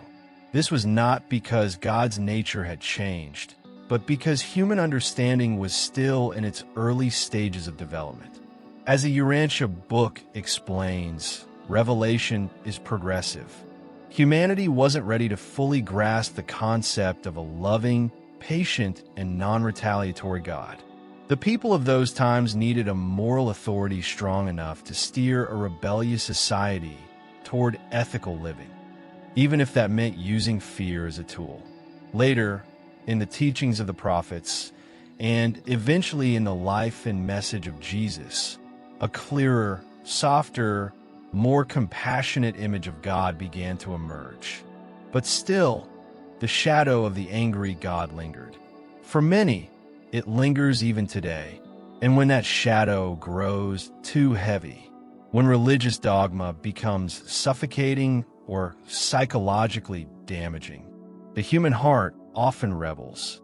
Some run from God altogether. Some, like Nietzsche, proclaim his death, not out of hatred for the divine, but as a rejection of the distorted images we've created in God's name. And that's where our next layer of reflection takes us. In the late 19th century, a single phrase from a German philosopher shook the foundations of Western thought. God is dead. Friedrich Nietzsche, often misunderstood, was not gloating when he wrote these words. He wasn't celebrating the collapse of faith. He was issuing a warning, a cultural diagnosis. Nietzsche observed that Western civilization had spent centuries constructing an image of God that was increasingly detached from reality, joyless, moralistic, and oppressive. A God reduced to a cosmic policeman, a God weaponized by institutions to control behavior, a God invoked more to punish than to heal. In Nietzsche's eyes, this outdated concept had become spiritually and philosophically unsustainable. The Enlightenment had eroded blind religious authority. Science had begun explaining phenomena once attributed to divine intervention. And morality, Nietzsche feared, was now standing on shaky ground, propped up by the fading echo of a God concept that fewer and fewer people could truly believe in. His proclamation, God is dead, wasn't about the death of the divine. It was about the death of an outdated and harmful image of God. Nietzsche's critique forces us to ask uncomfortable questions. Have we outgrown certain religious portrayals of God? Have centuries of fear-based theology made it harder for people to experience real spiritual connection? Is it possible that some modern disbelief in God is not rejection of the divine itself, but a rejection of how God has been falsely portrayed? Here, Nietzsche's voice and the Urantia Book unexpectedly meet. Both, in their own ways, call for a reevaluation of God's true nature. Urantia urges humanity to discard the angry, vengeful deity of the past and embrace the universal Father of love, patience, and mercy. Nietzsche challenges us to create new values, ideals that are life-affirming, joyful, and spiritually authentic. Neither encourages shallow belief. Both demand spiritual courage to tear down what no longer serves and rebuild our understanding on foundations of truth and love. But philosophical critique is only the beginning. For many people, the real struggle lies not in abstract theory, but in the emotional and psychological scars left by years of fear-based religion. And so, the question becomes deeply personal. How do we heal? How do we overcome religious trauma and rediscover a God worth trusting and loving again? That's where we now turn. For many, the journey from religious fear to spiritual healing is not philosophical. It's emotional, deeply personal. It often begins with acknowledging the hurt. Religious trauma can leave scars that shape identity, relationships, even physical health. Symptoms range from anxiety during prayer to emotional triggers when hearing words like sin, judgment, or salvation, to a deep, silent grief, the sense of having lost connection with something sacred. But healing is possible, and it begins with permission to question the God image you were given as a child, to question doctrines that induce shame rather than love, to question whether the voice of condemnation you still hear in your head was ever really God's voice at all.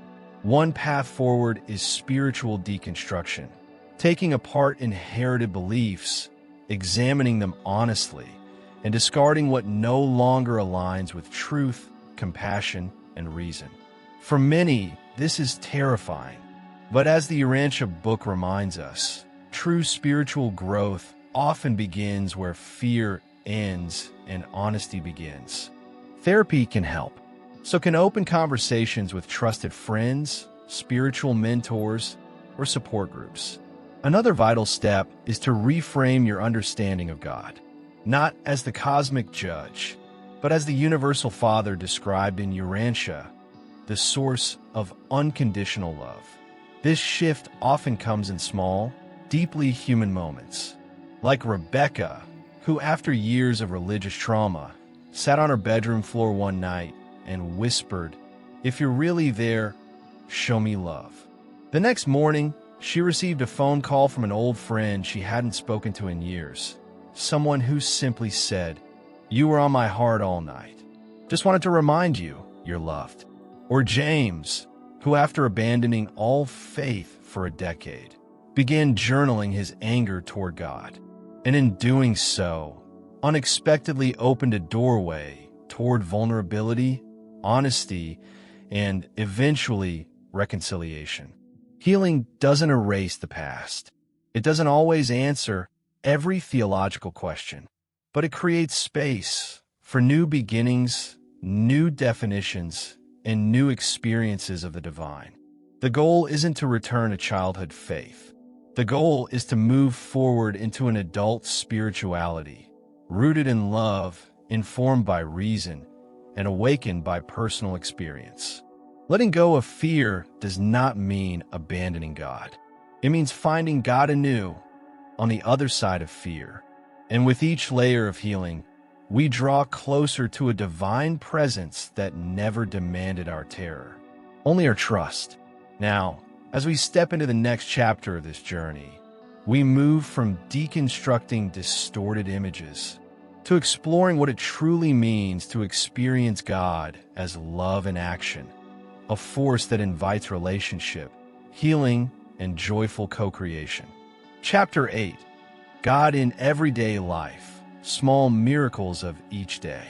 For many people, the search for God feels like a distant journey, a quest that requires mountaintop retreats, sacred texts, or hours of meditation in candlelit rooms. But what if God is already here? Not hidden in some far-off spiritual dimension, not reserved for the enlightened or the devout, but present, right now, in this very moment, woven quietly into the fabric of daily life. The Urantia Book invites us to see God as a living presence, not confined to temples or cosmic thrones, but moving with us through every breath, every heartbeat, every choice.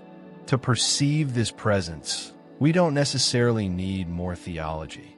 We need more awareness. This is where the practice of spiritual mindfulness becomes a doorway.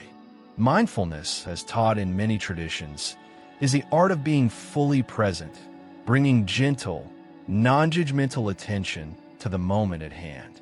But when layered with spiritual intention, mindfulness transforms into something even richer. It becomes a form of communion. A simple sip of coffee becomes an act of gratitude for the earth, the farmers, the water, the sun that made it possible. A morning walk becomes an opportunity to feel the air on your skin as a reminder that life itself is a gift constantly being renewed. The laughter of a child, the colors of a sunset, the silence between raindrops, all of it becomes a sacred text written in real time. This kind of awareness doesn't require a change in location or life circumstances. It simply asks for a shift in perception, a conscious decision to pause, to breathe, to notice. When we live like this, attuned, open, receptive, small moments reveal themselves as small miracles. Moments where the boundary between the mundane and the divine grows thin, where what seemed ordinary begins to shimmer with unseen meaning. This is not about denying life's difficulties. It's about remembering that even in difficulty, grace can appear in unexpected, sometimes breathtaking ways. But to fully integrate this way of seeing, we also need tools from psychology, especially from the growing field of positive psychology, which explores how practices like gratitude and meaning-making can literally reshape the brain and the soul. And that's where we'll turn next. While mindfulness invites us to pause and notice the present moment, positive psychology takes us one step further. It teaches us how to actively cultivate emotional states that open our hearts and minds to deeper meaning. Among its most powerful tools, gratitude and the perception of meaning. Over the past 2 decades, researchers like Martin Seligman, Robert Emmons, and Sonia Lyubomirsky have conducted groundbreaking studies on how gratitude literally rewires the brain. People who keep gratitude journals, who take a few moments each day to list things they're thankful for, who express appreciation regularly, even silently, experience measurable increases in happiness, resilience, and overall life satisfaction. But beyond the psychological benefits, something more subtle happens. Gratitude creates a spiritual lens. It shifts our attention from what's missing to what's present, from what's wrong to what's right, from anxiety about the future to awareness of current blessings. In this state, even small, ordinary moments start to feel infused with grace. A simple meal becomes a celebration of provision. A friend's text message becomes a reminder that we're not alone. The morning sunlight streaming through a window becomes a silent hymn of beauty. Gratitude doesn't deny life's pain. It doesn't ignore grief, loss, or struggle, but it allows space for both sorrow and wonder to coexist. And then there's meaning-making, another pillar of positive psychology. Psychologist Viktor Frankl, in his classic work Man's Search for Meaning, argued that human beings can endure almost any suffering if they can find meaning within it. Frankl's insights, born from his survival of Nazi concentration camps, remind us that even in life's darkest hours, the human spirit can choose how to respond. When we consciously look for meaning in our experiences, whether joyful or painful, we create a psychological bridge toward hope and, often, toward God. In fact, many people report that their most powerful spiritual awakenings didn't happen during peaceful times, but during moments of crisis when the question, why, became a sacred doorway to deeper understanding. By combining gratitude with meaning-making, we craft a personal spiritual practice that turns ordinary life into a sacred classroom. Every encounter becomes a chance to love. Every setback, a lesson. Every sunrise, a reminder. Life continues, and so does love. Now, let's bring this closer to earth, with real, relatable examples of how the divine can reveal itself in life's smallest moments. Sometimes, the divine doesn't arrive with thunder or flashes of light. It comes softly, in gestures so small we almost miss them. Consider Leah. Every morning, she sits at her kitchen table with a cup of tea before the rest of the world wakes up. She lights a single candle, not as part of any formal ritual, but as a reminder, today is new. Today is holy. She watches the way the light flickers. She feels the warmth of the cup in her hands. And in that quiet space, for just a few minutes, she feels connected to something larger than herself. Or take Michael, a middle-aged bus driver who keeps a small notebook in his pocket.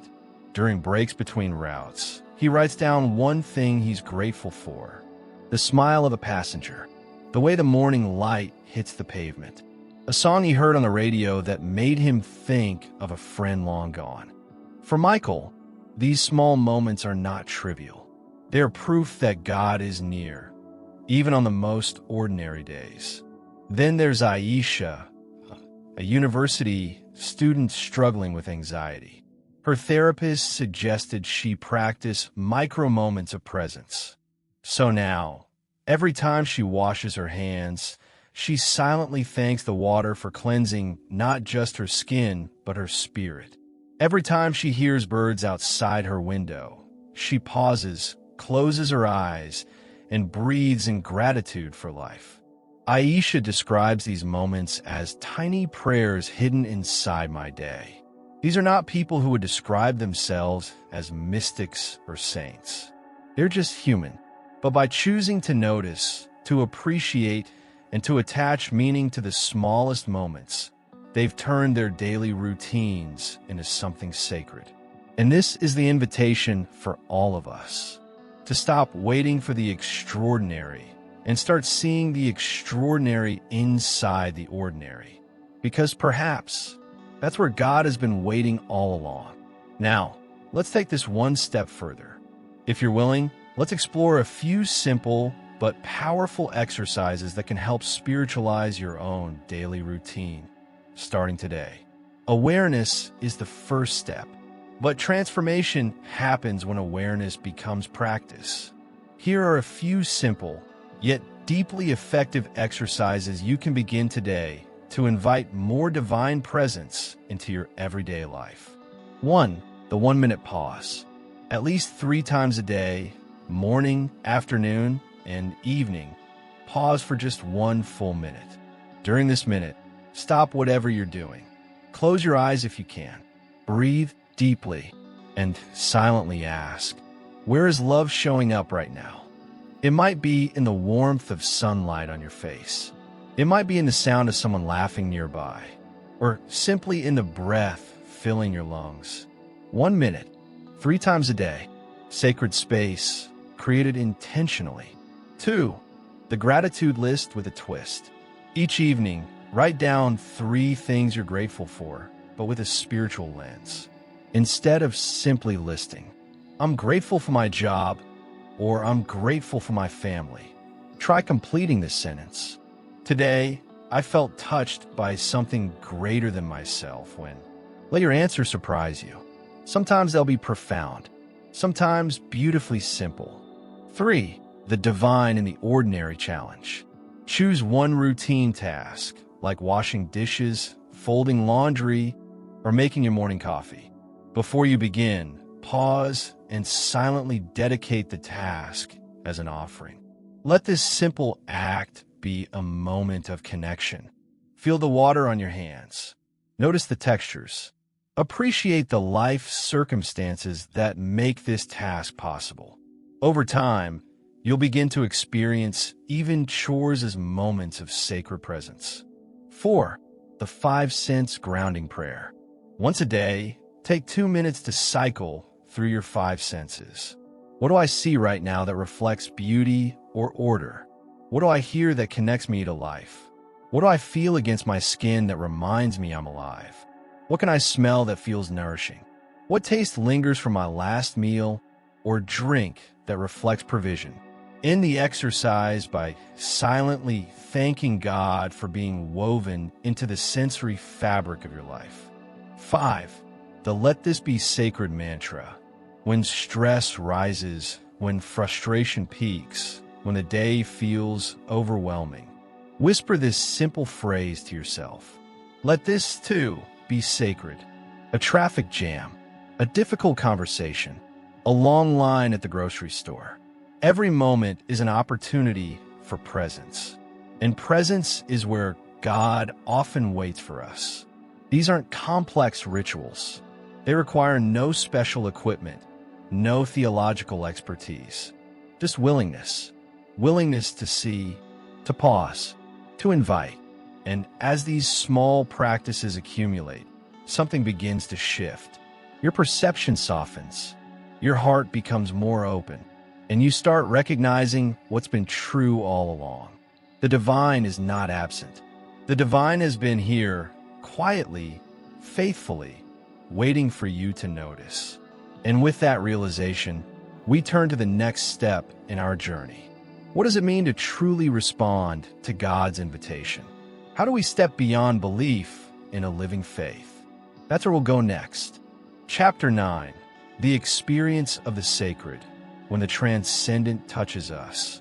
Some moments in life refuse to fit into the ordinary categories. They arrive unannounced, without warning, and without regard for our schedules, doubts, or intellectual frameworks. You might be walking through a park, standing in a hospital room, or lying awake in the middle of the night when suddenly something shifts. The air feels different. Time seems to pause, and in a way that's difficult to explain, you feel it, the presence of something greater than yourself. For some, it's a sense of overwhelming love. For others, it's all mixed with trembling. Sometimes it comes with tears, sometimes with stillness, but always with the quiet, undeniable certainty that something sacred has brushed against the edges of your life. This is the experience of the transcendent, and you're not alone. For over a century, psychologists, theologians, and philosophers have tried to understand these profound moments.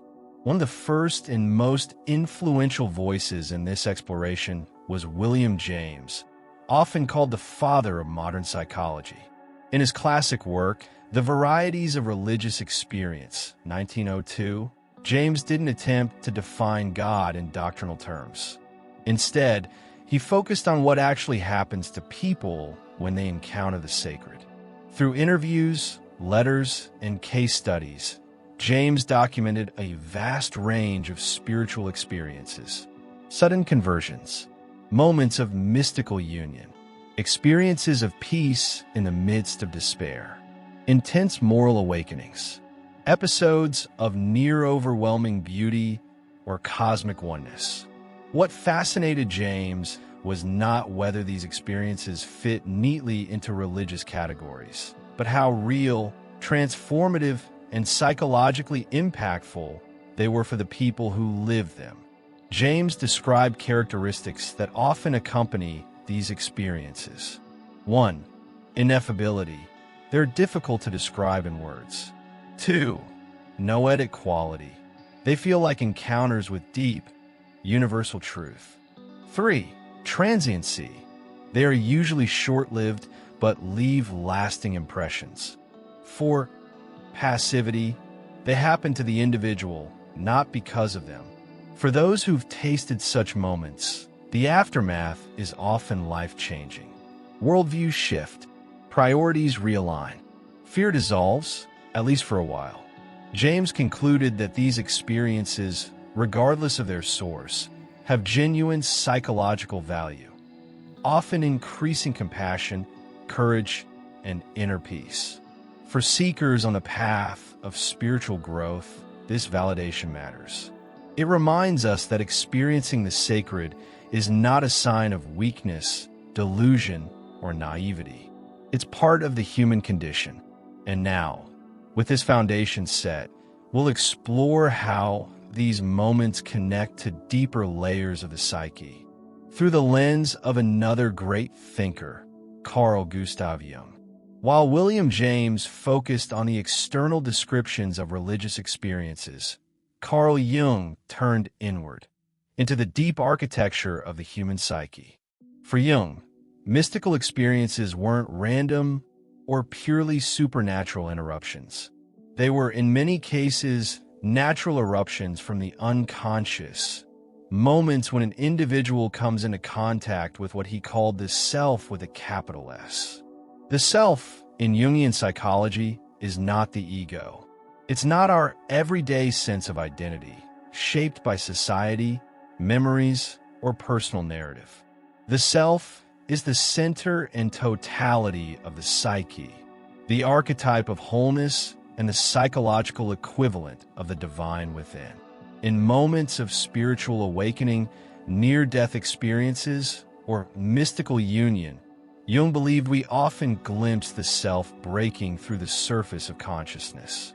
These moments feel larger than life because, psychologically, they represent a confrontation with the deepest layer of human identity, the place where individual personality meets universal being. For Jung, this is why mystical experiences carry such emotional power. They aren't just visions. They are symbolic dialogues between the conscious ego and the vast, archetypal reality within. Dreams of light, visions of divine figures, feelings of cosmic unity. All these, to Jung, are manifestations of the self calling us toward integration and spiritual growth. But he also warned, these experiences can be destabilizing.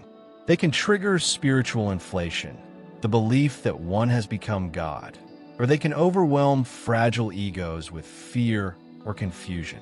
That's why Jung emphasized the need for grounding, reflection, and often guidance. The goal is not to dissolve into the experience, but to integrate its meaning, to let it reshape how we live, how we love, and how we relate to the world.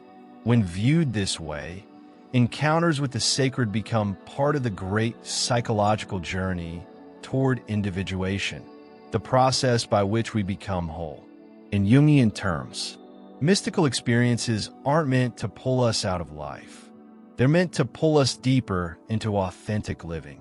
And yet, even with Jung's profound insights, there remains an element of the sacred that psychology alone struggles to explain.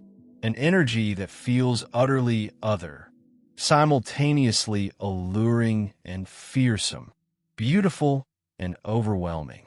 It's this feeling, this overwhelming sense of encountering something wholly beyond human comprehension, that philosopher and theologian Rudolf Otto described with a single unforgettable word, the numinous. And that's where we turn next. Even with all the philosophical models and psychological frameworks, there remains something about the sacred that defies categorization, something that trembles at the edge of language, that rises like a tidal wave in the soul, that leaves us speechless, trembling, and yet deeply alive. This is the territory that Rudolf Otto, a German theologian and philosopher, sought to describe in his groundbreaking work, The Idea of the Holy, 1917. Otto introduced a term that has since become essential in the study of religious experience, the numinous. The numinous is not merely an intellectual idea of God. It's not doctrine, dogma, or metaphysical theory. It is an experience, a direct, visceral encounter with the holy other. Otto described the numinous as possessing two seemingly contradictory emotional qualities. One, mysterium tremendum. This is the overwhelming sense of awe, grandeur, and even fear in the face of something infinitely greater than oneself. It's the feeling that makes your heart race when standing on the edge of a vast canyon. The chill that runs down your spine when looking up at a sky full of stars. The sudden realization of your own smallness in the grand scale of existence. Mysterium tremendum evokes both terror and attraction. It's frightening, not because God is evil, but because true divine reality is so vast, so powerful, so beyond human comprehension that it shakes us to our core. 2. Mysterium fascinans. But alongside the trembling fear, there's also a magnetic pull, an irresistible attraction, a sense of beauty, love, and longing. Even as we tremble, we are drawn closer. Even as we fear, we desire deeper connection. The numinous is this paradox. We want to run, but we also want to kneel. We want to hide, but we also want to surrender. It's both terror and ecstasy, distance and intimacy, mystery and revelation, all at once. For Otto, this dual experience was at the heart of every authentic religious awakening. And for many who've experienced near-death moments, spontaneous mystical visions, or profound spiritual awakenings, Otto's description feels achingly familiar. Because what defines these experiences isn't just emotional intensity. It's the unmistakable feeling that you've stood on the threshold of the infinite. Now, with this philosophical and emotional groundwork laid, it's time to bring these ideas to life. Through the stories, real, raw, and deeply human, of those who've touched the edge of the sacred and come back changed. For all the theories and philosophies we've explored, nothing speaks more clearly to the reality of the sacred than the testimonies of those who've touched it firsthand. Let's begin with Maya. At 32, Maya had no particular religious identity. Her life was busy with work, friends, and endless digital distractions. Spirituality was a distant concept, something she vaguely associated with childhood prayers or holiday rituals. But that changed one night during a severe asthma attack. As she lay in the back of an ambulance, gasping for air, Maya felt her consciousness slipping. The paramedics' voices faded. Her vision narrowed to darkness. And then, a light. But not a light like any she had seen before. It wasn't external. It was everywhere, both outside and inside her. In that moment, she felt a presence so enveloping, so loving, that all fear dissolved. Maya describes it now as being held by something infinite, something that knew me completely and loved me anyway. She survived, but she says she never really came back as the same person. Her priorities shifted. Her relationships deepened. And though she still struggles to describe the experience, she's never doubted God's reality since that night. Then there's Raphael, a scientist by training and an agnostic by identity. Raphael never believed in anything he couldn't measure. But on a hiking trip in the Andes, standing alone at dawn on a ridge overlooking endless valleys, he experienced something unexpected. As the sun broke the horizon, a wave of emotion surged through him. Tears came, unprompted, and with them, an overwhelming sense that he belonged to something far bigger, older, and wiser than himself. He hadn't sought it. He hadn't prayed for it. but it came anyway. Raphael now refers to that morning simply as the day I woke up. And finally, there's Layla. Her experience was quieter, less dramatic. It happened on an ordinary afternoon as she folded laundry. Suddenly, mid-motion, she felt time slow. A sense of peace settled over her, unlike anything she'd felt before. She heard no voices, saw no visions, but she felt these words, not with her ears, but deep within her being. You are loved. You have always been loved. You always will be. Layla wept for 20 minutes, then smiled for the rest of the day. These stories, like thousands of others told across cultures and centuries, echo the insights of James, Jung, and Otto. They show us that the divine does not limit itself to temples, rituals, or religious professionals. It breaks through hospital walls. It stands waiting on mountaintops. It whispers over baskets of unfolded laundry. And for those willing to remain open, to watch, to listen, the transcendent is never far away. As we close this chapter, one truth lingers. These sacred experiences aren't reserved for the select few. They're part of the human journey, part of your journey. And as we move forward, we'll explore how to respond when the divine calls. How to live in a way that keeps the door open for more moments like these. Chapter 10, The Path of Spiritual Evolution. Where are we heading as humanity? Every journey leads somewhere. And when it comes to the human journey, across thousands of years, countless cultures, wars, renaissances, revolutions, and quiet moments of personal awakening, the question now rises to the surface. Where are we going? Is humanity spiraling toward division, disconnection, and digital numbness? Or are we somehow moving toward a higher state of consciousness, a collective spiritual awakening?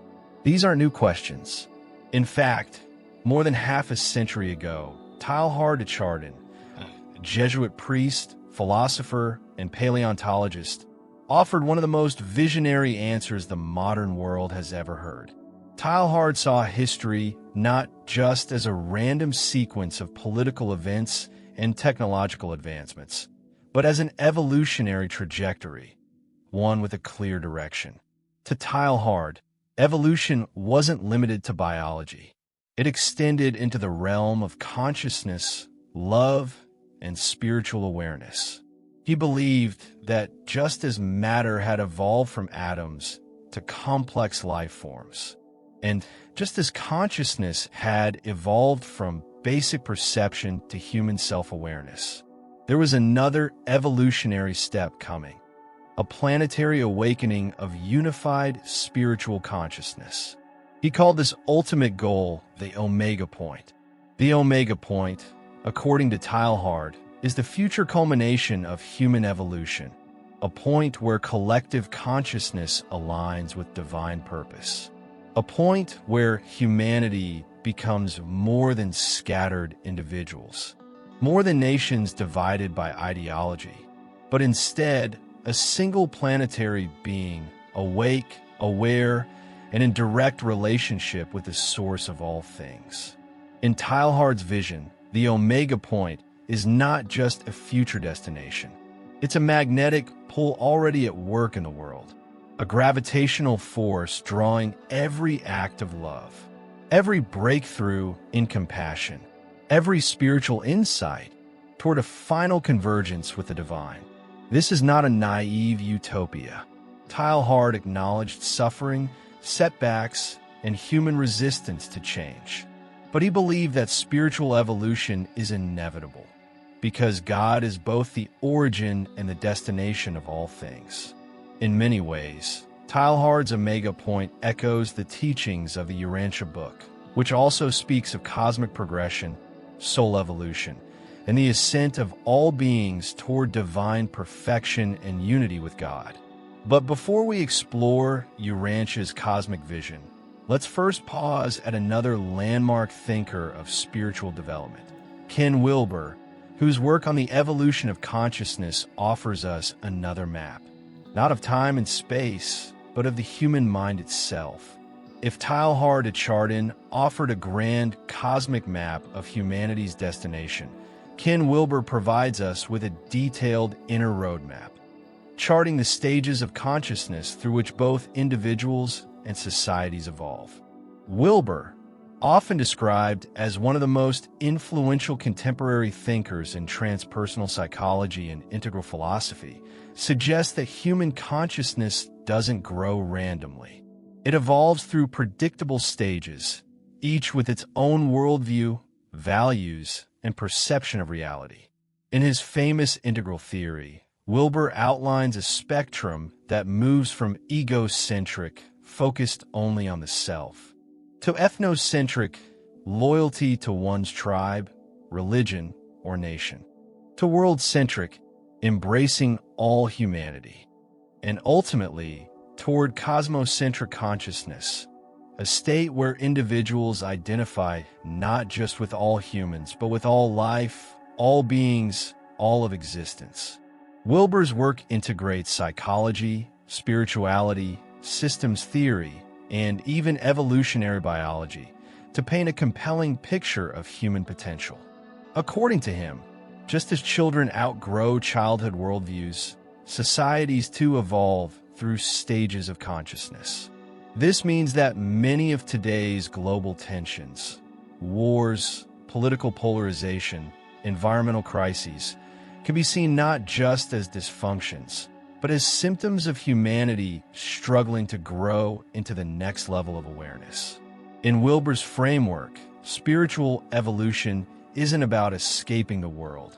It's about embracing it more fully, seeing its interconnections, its patterns, and its deep unity beneath surface divisions. This perspective resonates deeply with the Urantia Book's view of cosmic progression, because while Wilber maps the inner psychological terrain, Urantia expands the horizon to include the entire universe of beings, visible and invisible, all moving toward greater God consciousness. Before we explore that cosmic vision, let's pause and reflect. If Teilhard shows us where humanity is heading, and Wilber shows us how our minds evolve to get there, then what does the universe itself say about our place in this grand unfolding? That's the layer we'll enter next, with the expansive teachings of Urantia on cosmic progression and the evolutionary destiny of all beings and worlds. If Teilhard gave us the cosmic destination, and Wilber mapped the psychological stages of the journey, then the Urantia Book offers something even more expansive, a multidimensional, interplanetary, and even interuniversal perspective on spiritual evolution. According to Urantia teachings, Earth, called Urantia in the book, is not an isolated stage for human drama. It's one tiny point in a vast, ordered, and purpose-driven universe that spans multiple dimensions of existence, levels of reality, and hierarchies of spiritual beings. In this cosmology, all beings, from the simplest mortals to the most exalted spiritual personalities, are on a shared journey of progression toward divine perfection. The idea is breathtaking. The entire cosmos is in motion, moving toward God, evolving toward unity, love, and light. Urantia describes how individual souls, after death, continue their evolutionary path, ascending through Urantia worlds, gaining spiritual wisdom, shedding material limitations, and slowly, step by step, growing closer to the Universal Father. And it's not just individuals who evolve. Worlds evolve too. Planets, systems, constellations, and superuniverses are all progressing through cosmic epochs, moving from stages of material stabilization to moral awakening to eventual spiritual enlightenment. Urantia speaks of an eventual destiny where even physical worlds like ours will one day experience light and life. an era marked by global peace, universal education, spiritual brotherhood, and conscious alignment with divine will. This vision reframes humanity's struggles. Wars, conflicts, and social upheavals aren't signs that we're doomed. They are, perhaps, the birth pangs of a species laboring to reach its next evolutionary milestone. Viewed through Urantia's lens, we are all students in a cosmic classroom, participating in an unfolding adventure that spans both time and eternity. And here's the most empowering part. We're not passive spectators. We are co-creators.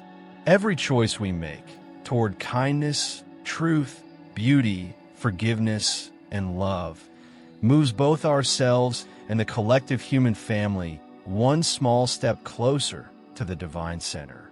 But as inspiring as this cosmic map is, it also leads us back to a humbling, personal question. Are we truly becoming more spiritual as a species, or simply more technological? And that reflection is where we'll turn next. As we stand at this crossroads of human history, the paradox is undeniable. We are more connected and yet more isolated. We have unprecedented access to knowledge and yet often feel spiritually adrift. Our devices grow smarter, while many of our hearts grow quieter. We can send messages across the globe in seconds, but struggle to sit still for even 5 minutes without distraction. So the question lingers in the air, like a soft echo from the soul. Are we evolving, or just upgrading? Are we becoming wiser, kinder, and more conscious of our unity with all life? Or are we simply becoming faster processors of information, trapped in cycles of consumption and reaction? Technology is not the enemy.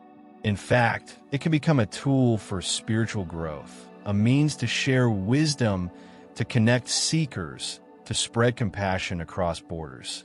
But it can never replace the inner work, the quiet moments of reflection, the courageous acts of forgiveness, the choice to love when it's hardest.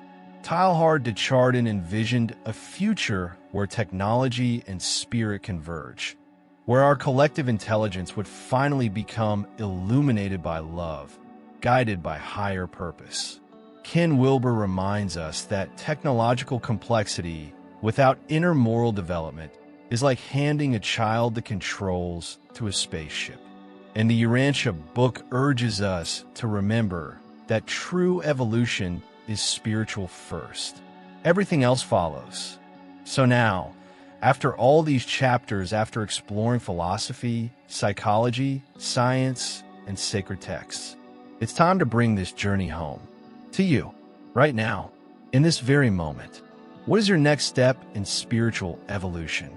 Not in theory, not in the distant future, but today. Will you choose greater compassion in the next conversation you have? Will you pause for gratitude before your next meal? Will you forgive someone who hurt you? Or perhaps, will you simply sit quietly, close your eyes, and whisper, "Here I am, lead me forward." Whatever your step is, small or large, it matters. Because this isn't just a cosmic story about distant galaxies and grand epics.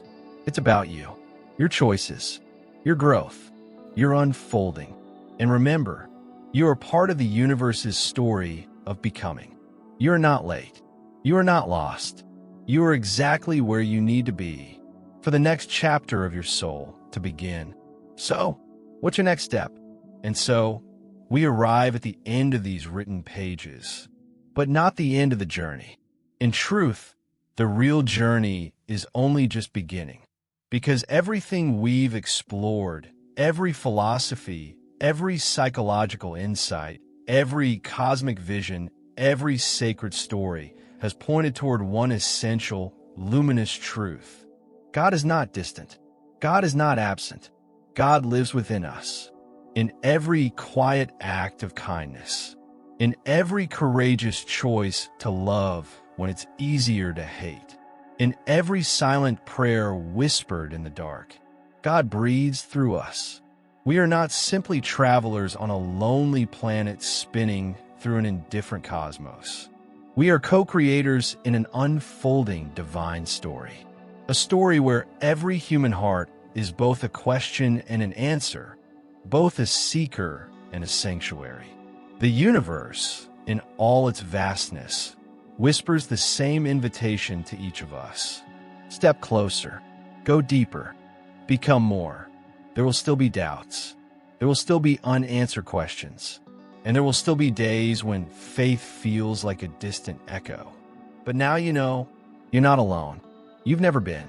The God who set the stars in motion, who shaped galaxies, who breathes life into worlds unseen, also whispers through your intuition, moves through your compassion, and waits for you in the quiet spaces between each thought. So, as you close this book or finish this video, pause for just a breath. Feel your own heart beating. Feel life moving through your lungs. And know this, you're already part of something sacred. You're already being held by something infinite. And your next step, whatever it may be, is already seen, already loved, already guided. This is not the end. It is the turning of a page, a new chapter, and now it's your turn to live it. And if you enjoyed this content, comment below telling us where you're from, share this video with people you love, and subscribe to the channel. Every day we post new videos to feed the soul.